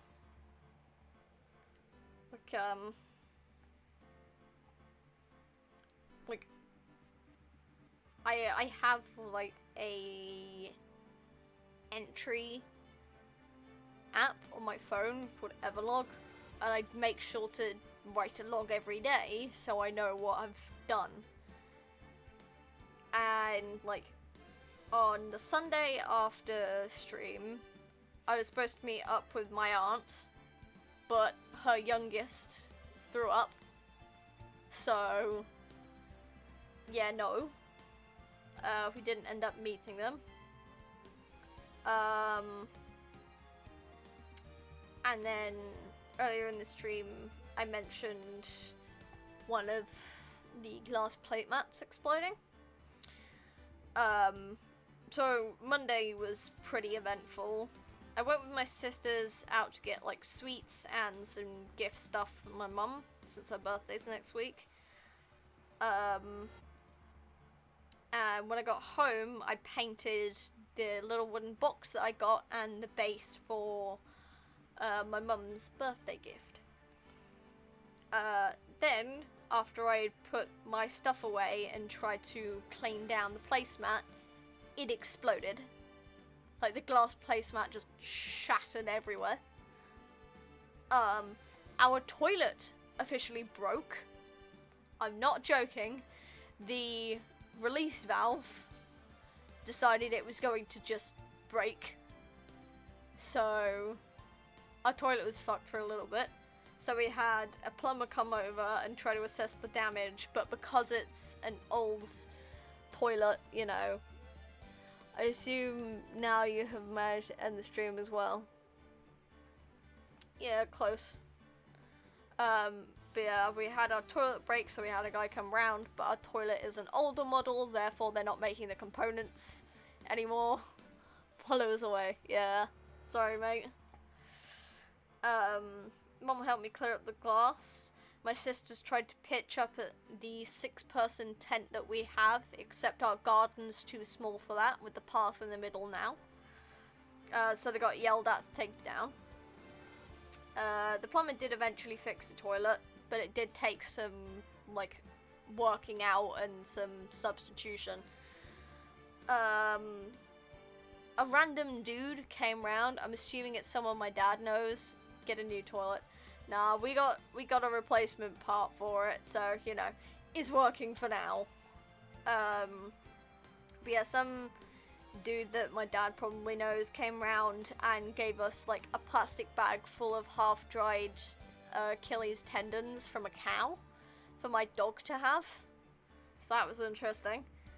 And then I had to make dinner that day, but we were supposed to be having like chicken satay curry, but we didn't have the sauce for it. Achilles tendons from a dog? No, Achilles tendons from a cow that were half dried and then given to my dog as a treat. I didn't take the Achilles tendons from my dog. Don't worry, she's fine. She's fine. She's unharmed. Then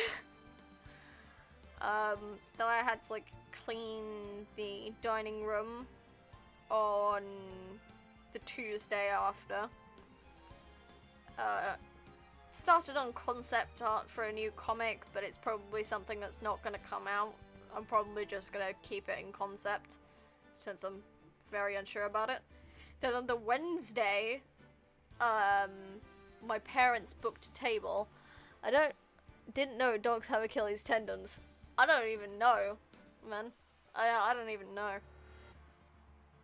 But on the Wednesday, my parents booked a table for my mum's birthday for 5 people, and then literally that evening at like 8:30 at night, my Uncle Russell called asking if we could dog sit for an entire week, which then goes over my mum's birthday, over the induction day for my younger sister Hannah, over the induction day for me, and it bleeds into the first day of college. So I was not happy about that. To which my mum made a bunch of calls. Induction day. Yeah, it's just to, like, go into college. Yeah. Oh, like in college, yeah. Our induction day into college, so we get on lanyards, you get told where stuff is, how to, you know, get stuff done. But I'm in my 2nd year, so I know all that shit already. It's just to get my lanyard so I don't get kicked off campus. Because they will do that to you if you don't wear your lanyard. My sister got her GCSE results on the Thursday. I tried doing knitting yesterday. It didn't go too well. I kept fucking it up, so I gave up after like 3 hours of trying to do it. And just before I went to sleep, my back was killing me, and I couldn't tell if it was good or bad posture that made my back hurt. So, I have had a vaguely interesting week. But yeah, I've had stuff happen. Anyway, I'll probably do an art stream next time. Just to get the hidden animal picture that I was doing finished. I'm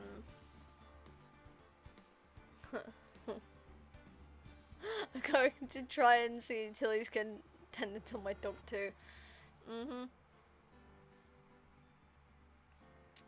But yeah, I'm gonna do art stream next time, get that hidden animal piece done, and then I'm gonna be back in college, so our streams are still gonna continue as per usual. I'm just gonna be slightly more stressed, just because I have college stuff to do now. But yeah, thank you QFL for the follow, much appreciated, my guy. Yeah, I will see you all on the next stream. Hope you all have a good day, week, month. Bye.